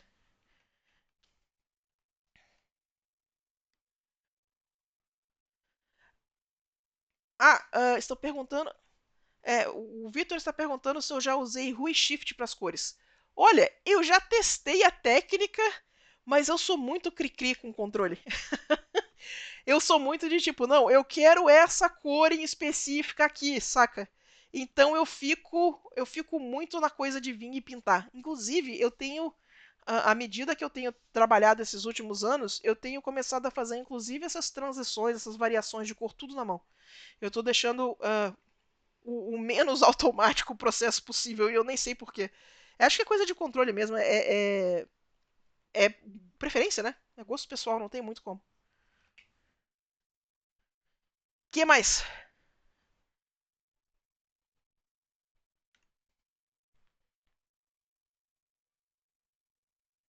Ah, perguntaram se eu tenho algum macete para criar a paleta ou se eu só vou criando mesmo.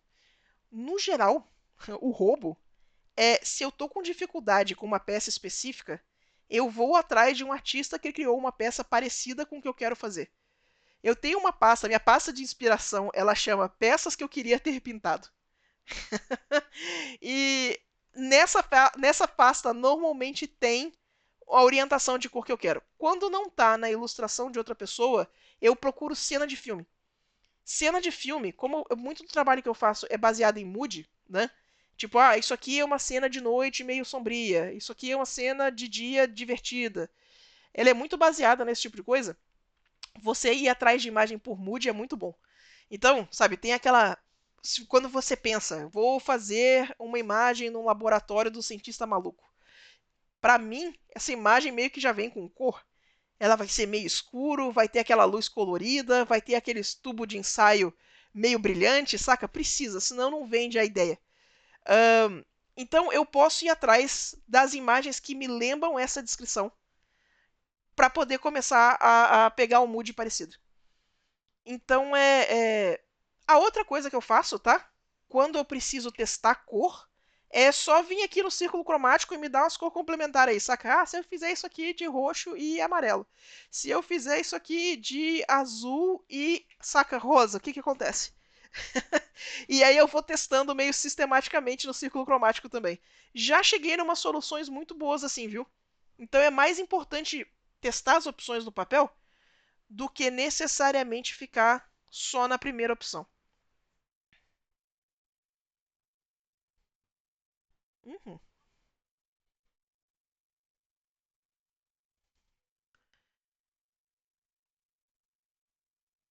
A Mari tá perguntando a respeito do preto puro. Como faz e dificuldade de separar os planos sem usar preto. Mari, essa pergunta é muito boa e ela é cabeluda. Estou sentindo treta no Twitter da semana.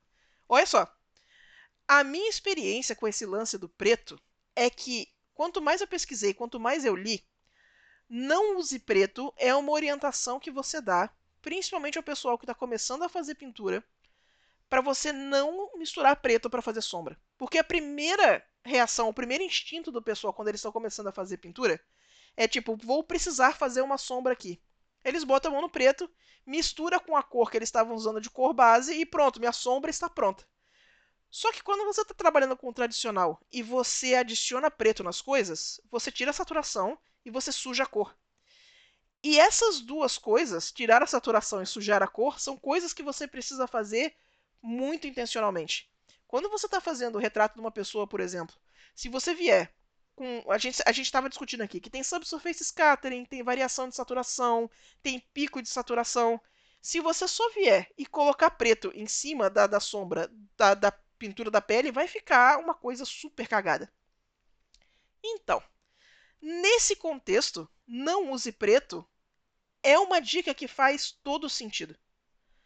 Mas a gente pegou essa dica, eu acho ela muito sem contexto. Então tem toda uma geração de pintores digitais que morre de medo de puxar contraste nas peças, porque a gente tem medo de encostar no preto do triângulo aqui, ó. Porque se a gente encostar no preto, explode, morre, não pode. A polícia da perspectiva vai chegar aqui e levar nossa Wacom embora, entendeu? Não pode. E não acho que isso seja verdade. Cuidado quando o preto queimar a sua imagem. Quando você estiver colocando preto e ele realmente estiver tirando saturação, estiver sujando a sua imagem. Você vai ver que o preto puraço mesmo, ele meio que chama atenção mesmo. Ele parece que ele é meio inerte. Ele parece que não faz contraste do jeito que as outras cores fazem.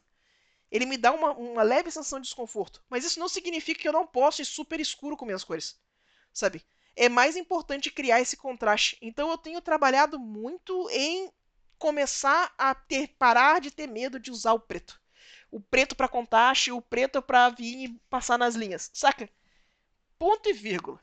Dito isso, se você vai trabalhar com impressão, muito cuidado com o preto, porque preto esverdeia os trem que você está imprimindo. Então, cuidado. Muitas vezes, quando você vai fazer sombreado de pele e tal, se tiver muito carregado de preto, tenta puxar, trocar um pouquinho do preto pelo ciano e magenta, que vai dar um tom de pele um pouquinho mais limpo. Mas é isso. Então, o preto depende. Ajuda? Responde um pouco. O preto use com moderação, né? Tem que tirar a carteira para usar o preto. É bem isso.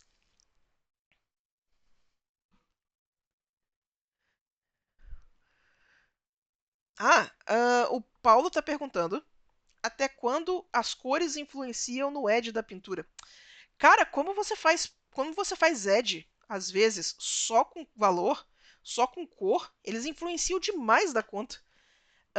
Tanto o seu uso de cor quanto o seu uso de edge é design, né?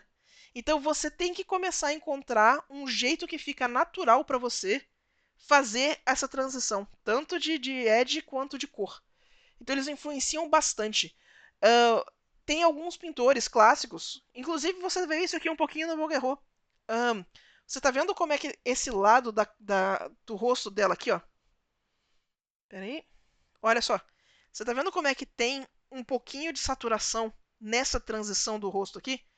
O pessoal tinha essa disciplina de quando você está fazendo uma superfície curva, vir e dar uma pinceladinha mais saturada na beiradinha, ó, para dar a sensação de que está fazendo a curva.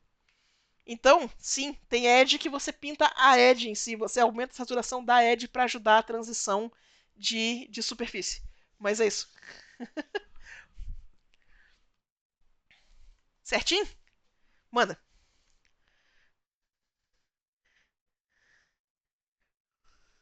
Sim. Perguntaram se depois que eu finalizo um desenho eu costumo fazer edição de imagem. Sim, sim, sim, vários sim. Eu sempre uso essa parte do tratamento para testar um bocado de coisa. Do mesmo jeito que se eu pegasse uma imagem e eu escaneasse, eu ia passar um tempo ajeitando o contraste, limpando cor, tendo certeza que a imagem é a melhor versão da imagem, eu sempre vou fazer isso nas minhas pinturas digitais também. Não tem por que não fazer. De novo, é meio que abrir mão das ferramentas que você tem à toa, sabe? Então, use as suas ferramentas a seu favor, sem medo de ser feliz.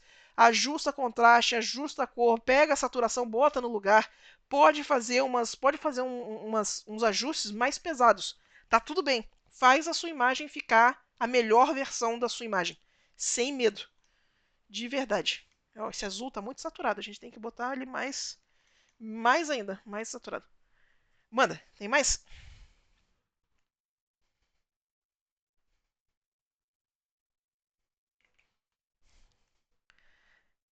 Ah, meu Deus, sei.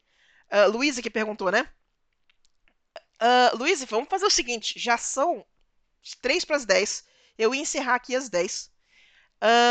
Vamos pegar e vamos falar sobre modos de camada na próxima sessão? Que aí eu mostro para vocês macetinhos de Photoshop, como que a gente usa esses modos de camada a nosso favor, a gente faz uns macete de máscara aí, como é que a gente usa curvas, como é que a gente usa Hue Saturation, pode ser? Que aí a gente faz uma sessão mais voltada para Photoshop. Gradient Map. O macete do Gradient Map a galera adora. Não, perfeito.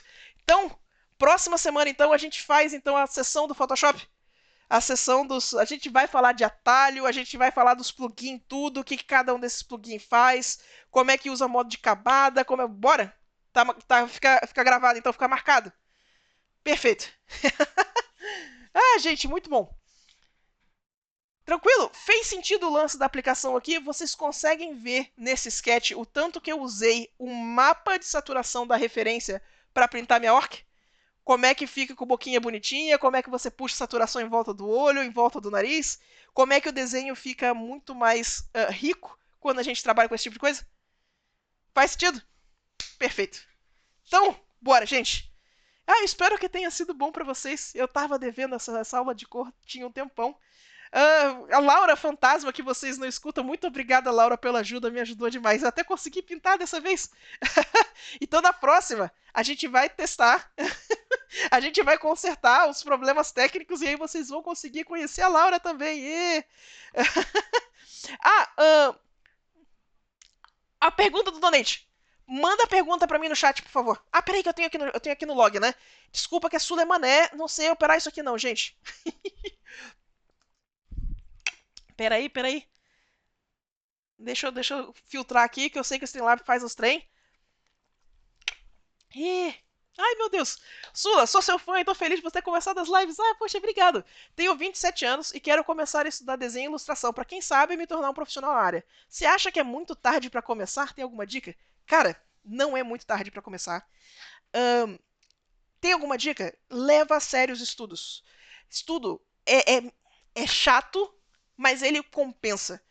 Eu tenho comparado muito estudar arte com estudar a língua. Não adianta você achar que você vai aprender inglês só pegando um negócio uma vez por semana passivamente. Não vai funcionar.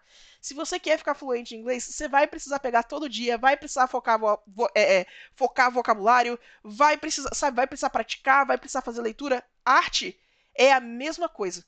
Você vai precisar aprender a enxergar, você vai precisar aprender a controlar a ferramenta, você vai precisar pensar nisso um pouquinho todo dia. Não é uma dica de tipo, vem aqui e se mata, faz 3 horas por dia todo dia. Não é isso, saca? Só separa um pouquinho todo dia. Não adianta fazer uma vez por semana. Mas também não precisa se matar todo dia, saca? Balanço.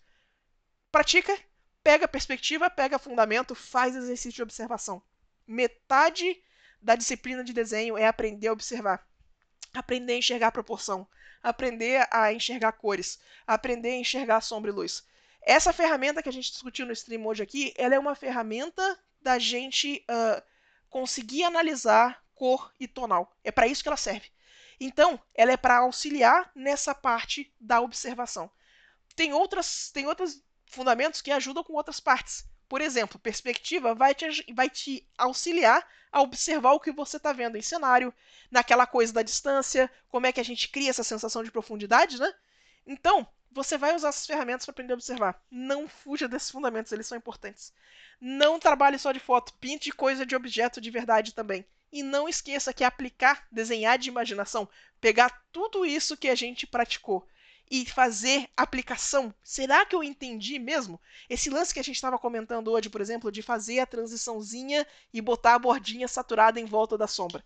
Será que isso fez sentido? Me mostra, pinta e testa, vê se funciona. Funcionou a primeira vez? Faz a segunda, faz a terceira. Tá, ok, agora eu entendi. Bora aplicar numa peça finalizada. Certo? Então essa é a minha dica. Não foge dos fundamentos que o negócio dá certo. Mas não tem problema nenhum ter começado mais tarde. Eu conheço muita gente que começou a trabalhar, muita gente mesmo, já estou começando a chegar na base dos 10, 15 pessoas que eu sei que começaram a praticar depois dos 40 anos e com 45 estavam trabalhando. Então, vambora, é só praticar, certinho? Tranquilidade? Gente, espero que tenha sido útil para vocês. Muito obrigado pela companhia e pela audiência. Semana que vem eu vou ter ajeitado os problemas técnicos. Eu prometo que eu aprendo a mexer no Streamlabs. Então, semana que vem, tá bom? A gente vai falar sobre Photoshop, então. Tá marcado. Beijão, gente. Boa noite. Até semana que vem.